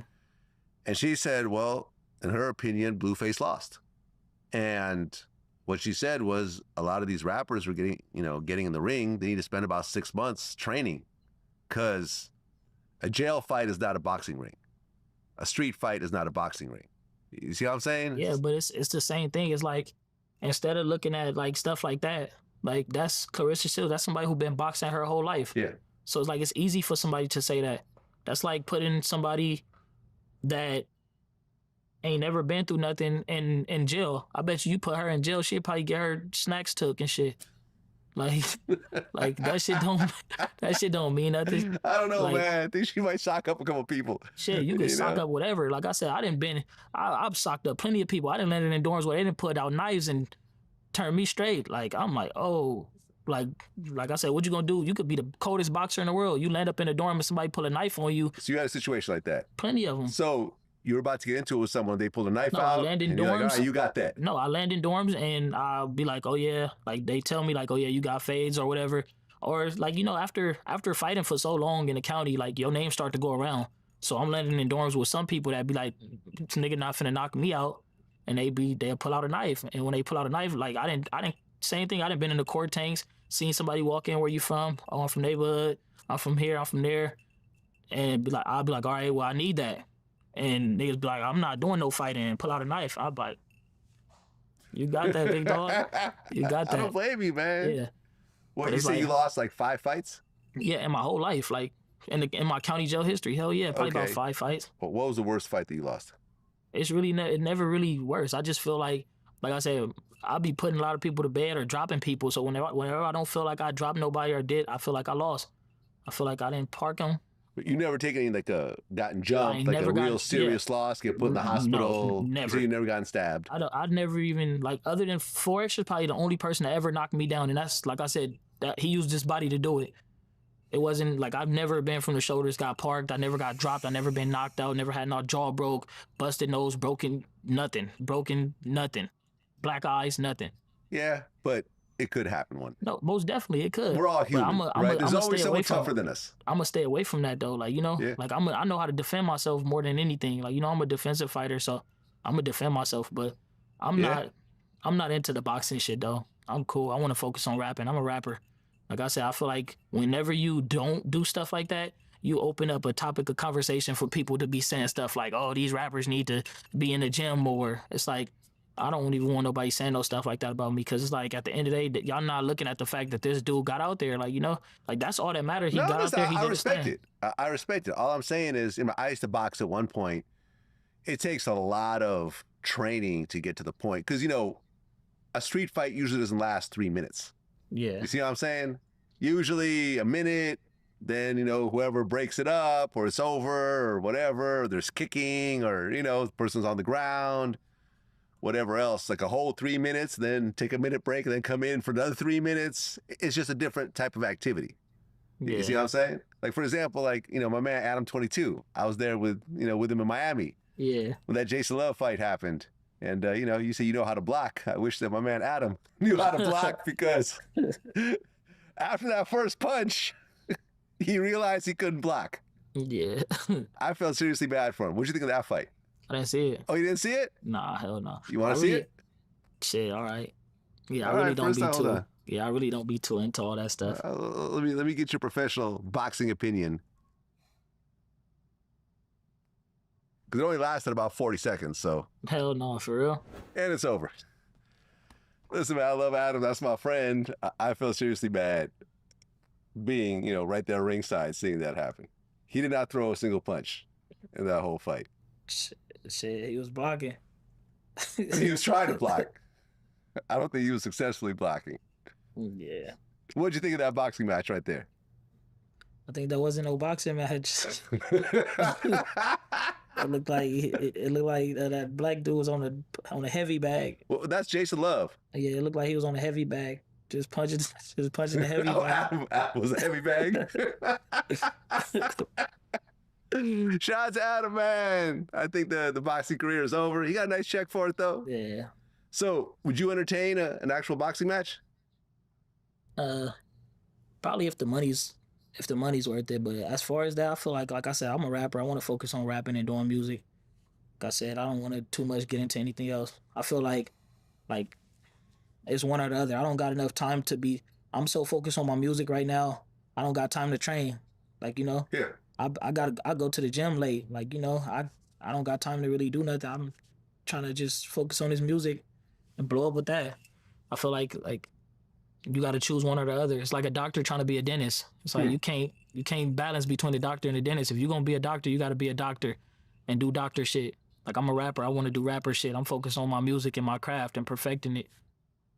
So what's next for you? Shit, just going crazy, dropping projects. I got a lot of stuff coming soon, like a lot of songs, a lot of singles that's about to come. I'm working on my mixtape. Yep, so that's pretty much it. Anyone you're working with? No names I want to disclose right now. Okay. Well, Jab 5, man, listen, congratulations on getting through what you went through. Appreciate because, you. I think a lot of people would have folded along the way. To be 24 years old and facing double life. I mean, you could say that I wasn't worried, I believe in God and so forth, but along the way, there's those moments. So in Vlad's words, fuck what you saying. You could say you was believing in God and you wanted this and that and God was the one and all that. Yeah, fuck that. I didn't believe that. Moments that I'm sure that you really were worried. It was hard times. Like I said, it was a battle, but like I said, it's kind of like just knowing. It's like I said, it's a fight. It's like if you about to fight Adam right now, like you could think Adam gonna whoop your ass, but then it's like at the end of the day, you gotta know like, nah, I got him. Like once you develop that mindset, like I got him, can't nothing else hold you back. Now if you lose, then you lose, but as long as you win in that fight, knowing that you got him, then that's just what comes with it. I went in that fight knowing I got him. Like I knew I wasn't gonna get life. I told a lot of people, don't count me out. I'm coming home. Like if y'all count me out, y'all can't count. Like just that. Like. Well, you have 2 daughters. 2 daughters, 2 beautiful daughters. What age? 8 and 4. Okay. Now, you have girls who join gangs as well as guys. If one of your daughters said, Dad, I want to be a gangster. I want to be a Hoover. Yeah. I want to be a, baby female shooter or whatever, whatever name would come with that. And I'm going to do it better than you. I'm not going to make the mistakes you made. What are you going to tell them? I'm going to tell them no. Like, you can't do that. Like, I'm going to tell them that Daddy did that enough for all of us. Like, I gang bang enough for my whole family. I've been through enough for my whole family. Like, they don't need to feel that hurt. And it's like, it's so much betrayal and disappointing, and it's so much shit in this shit, like, that stuff that I can't even talk about. Like, it's so much that comes with this shit. Like, I wouldn't wish it on nobody. Like, that's why I just want to change. And I want a lot of kids, like, that's watching me, that look up to me, that I influence and all that. I want y'all to realize, like, that, like, life ain't, gangbanging ain't as glamorous as they make it seem. Like, it's not that, man. And a lot of people wait, like, they make it look good. But it's gangsters in there crying right now behind fighting life. Like, that shit don't feel good. I don't care how tough you are.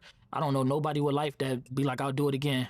Like, you get life behind this shit, it's over. Like, your homies don't love you, your hood don't love you. Like, it's none of that shit. Like I said, we love the hood. Like, we love all that shit. That shit fun while it lasted. But it's like, at the end of the day, you gotta realize, like, it's no end goal in this shit. Like, you gonna do this shit forever. Like, there's no way you can, like blossom. Like it's no way. There's no way you're gonna turn into nothing successful off of that. I don't know no gangbanger that gangbanged his whole life that got anything to show for it. Like nothing. Bullet wounds and all type of shit like that. Well, I think that you and I kind of approach things in a similar fashion in terms of, I think 10 years ahead, right? So Yeah. you're about to be done with your 20s. Yeah. You're about to enter your 30s. You can't do the same shit in your 30s that you do in your 20s. Yeah, most definitely. And I feel like you know that right now. Yeah. Like as you're gearing up for your 30s, you can't keep for acting like a sure. 21-year-old anymore, Not at all. right? And a lot of people in prison, I feel like, don't realize that. They still want to act like 20-year-olds and teenagers It's in 'cause their they 30s lost. and 40s. But if you think about it that way, I feel like it gives you a better perspective because you're building towards the future as opposed to still trying to live in the present. You know, like the whole YOLO bullshit. Like, nah, like your life could be very long. You're supposed to live into your 80s, maybe even your 90s. You got to pace yourself. So as you're going into your 30s, you have to plan on being a 35-year-old, a 37-year-old. You got to think about your 40s and everything else like that. And if you look at successful people, the richer someone is, the farther ahead they're planning, right? People who are homeless, they're trying to get through the day. People that are middle class, they're trying to get through the year, you know, Yeah. planning vacations later on in the year and so forth. People that are rich are planning 10, 20 years ahead of time. The billionaires, like the Elon Musks, the Jeff Bezos, they're planning way past their lifetimes. You see what I'm saying? Elon is talking about colonizing Mars and having interstellar species and, you know, AI that's actually working for everyone and so forth. Like these are people that are really thinking about things that they know they won't be alive for, but they're still planning that out. Yeah. And that to me is how success actually happens when you start planning things out, because none of this shit is overnight. Nothing. You're not just gonna wake up, make a song tomorrow, and then be a big rap superstar. You're gonna have to keep dropping song after song after song, interview after interview, feature, show, this, networking, and so forth. And eventually things will start to happen, right? But it's all about planning. It's all about persistence. And, you know, there's a term called 10,000 hours, right? Yeah. Malcolm Gladwell, he wrote a book about this where it says, if you do anything for 10,000 hours, you'll become a master at that thing. Yeah. But you have to put in 10,000 hours, which means years and years of work. Yeah. And it could be anything. You know, it could be rapping, it could be producing, it could be managing, it could be interviews, it could be podcasting, but you have to put in that work. Yes, sir. And I feel like you're preparing for that. When I hear you say, like, I don't care about this boxing shit, I'm trying to be a rapper, I'm like, okay, yeah, I like that. Yeah. I like that because it takes that focus to do that. And I've heard the songs, I hear the potential in what you're doing. You had songs that went viral and so forth, but you also went to jail, and now you can't follow that up with anything. But now that you're out, it seems like you're focusing on what you should be focusing on. Yeah. As opposed to, okay, let me think short term. My man said we could do this little quick scam where I could make a little 20, 30K. Now I'm back in jail again. Yeah, see, now I got to start over again. Now I got multiple felonies on my record, so it's not just a little slap on the wrist and so forth. So, Jap 5, man, I like what I'm hearing in this interview, man, and I think you're going to do well. I wish you all the best. Appreciate you, man. Thank you. No doubt, man.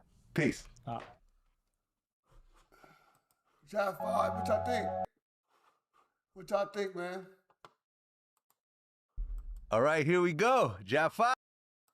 What y'all think? Vlad was asking too much police to ask questions. Vlad is doing too goddamn much.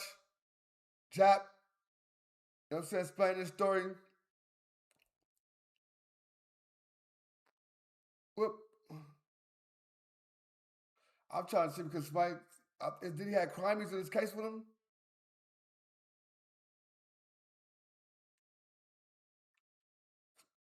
Somebody said some bullshit. I'm just making, I don't think it's no bullshit though. But I remember the other little prison he was in. They were saying the prison he was in was bullshit, but fuck all that. I don't care about that type of shit. I'm talking about, because somebody sent me that he was in prison. They sent me on Instagram. Y'all messy as hell though. Y'all see me the little prison land shit, him in the prison. Y'all messy as fuck, cuz. Y'all see me playing jab shit. Y'all go to the, y'all show me that jab 5 was on the yard he was on. Y'all niggas is scandalous, cuz. Y'all don't got no fucking life. Y'all crazy, cuz. Cool interview for sure. I think Vlad be doing too much a lot of times, though. I ain't tripping up that nigga. He was at prison. He was at this prison. Prison land. That should sound crazy, though. Prison land.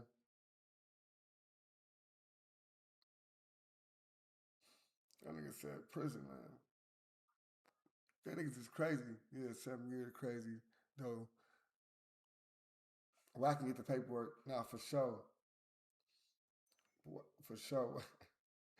This nigga stupid. Where I can get the paperwork is crazy. Where I can get the paperwork, cuz. Don't worry about nothing, ODM. You know where I can get the paperwork. Don't worry about nothing. You right. My bad. I'm doing too much. Too much thinking on. Nah, they people, y'all just too much, y'all show the little prison land shit, like this shit crazy. I don't even know what the fuck prison land is, cuz. What prison that is?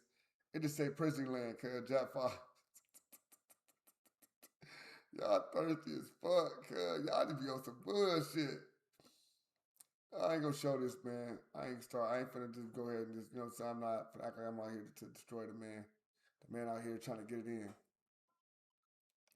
And y'all be die hard C-Mac fans. I love that though about y'all. I ain't gonna lie. Every time niggas say anything about C-Mac, they be putting dirt on niggas. Like, what? He said it's about C-Mac. Y'all show me the 4 extra shit too. They see me the 4 extra shit too. 4 extra shit he got on.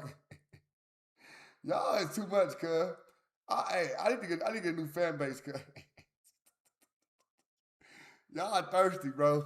He definitely showed growth and maturity, for sure. Follow the code, for sure. That's for sure. That's respectable. You can't do not respect that. Showing growth and all that. Nigga, a lot of niggas don't show growth, bro, on the game. Salute to everybody in the building. Salute to all my people, you know what I'm saying, on the hood. Yeah, man. We did it on the Odium Slim Show. It's the weekend, so we doing the Odium Slim Show this whole weekend. I don't know if y'all want to do something else. What time is it? What y'all want to do something else? We can do something else if y'all want to do something else. Y'all got something else y'all want to do. Like the video, just hit the subscribe button. Lock it in. Lock it in for your boy. Let me know y'all want to fuck around. You know what I'm saying? I throw something else to this motherfucker too. You know what I'm saying? What y'all want to do? Adam and Wax Show. We can keep going. We can go with what y'all want to do. Whatever y'all want to do.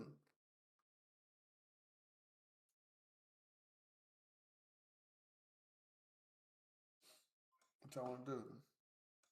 Let me know. Keep going. What them likes look like, man? What them likes look like? Cause we can't keep going with no likes, no nothing. We just going crazy. I'm playing this goddamn game and shit. We can keep it rolling. You know what I'm saying? What Jesus say? Keep the party going, man. Keep the party going anytime you want to. Y'all gotta put some, you know what I'm saying? Make sure I keep the cup full. Keep the cup full. What's up with you? And Spotty Loke little shit. What you mean? Me and Spotty Loke little shit. What happened with you and Spotty Loke little shit? What you mean? I don't get what you're saying. They're my boys. Me and Spotty Loke little shit.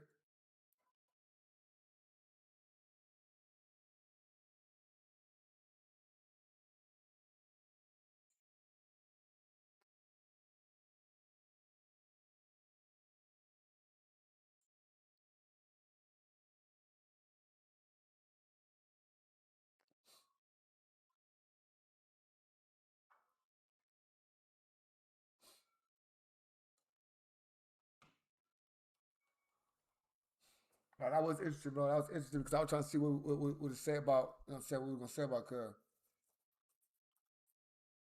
That's it. Oh, they said the podcast bros.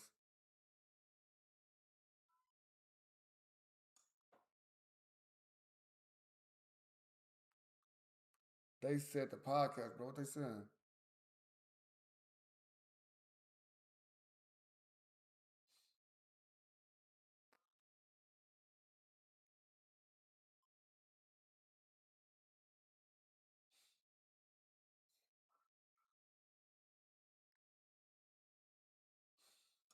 What we doing, man?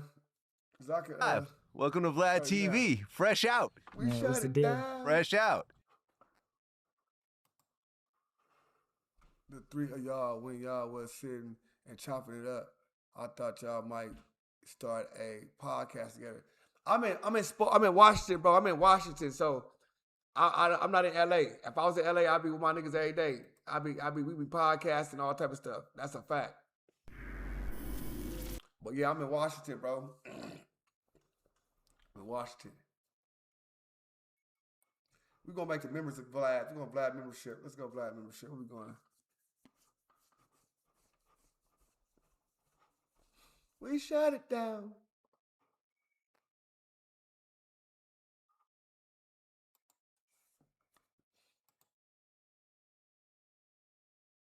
What y'all wanna do? I don't know what that is.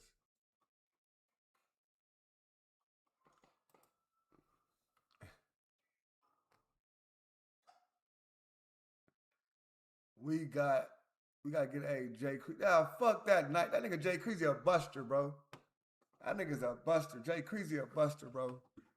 That nigga's a buster with his buster ass. That nigga was scary as fuck. Beat the shit out of Jay Creasy. That nigga a buster, bro. Jay Creasy a buster.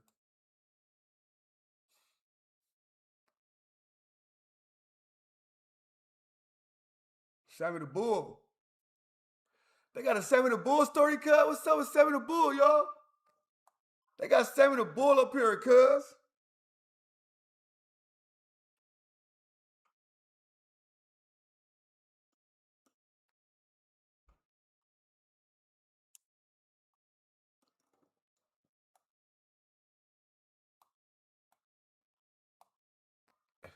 It said, y'all still can do it. Instead of not for sure. Sammy the, that was so we gonna keep it Jab 5, bro. We gonna shut it down. We gonna shut it down, bro. We ain't gonna try to do too much. We ain't trying to feed too much. We got 2 hours. 2 hours and 30 minutes is long enough, bro. You know what I'm saying? Blessings to everybody came here. We did 1,400 real fast. Salute to everybody that's in the building. It's your boy Odium Slim. Nothing like the other. I'm out of here, man. Peace out. Love y'all. Hold on, I gotta get the. I'm gonna do that tomorrow. We gonna have probably Neem or somebody probably in the morning, so y'all may check the Saturday show. We gonna pop in with Neem and all the other peoples and stuff.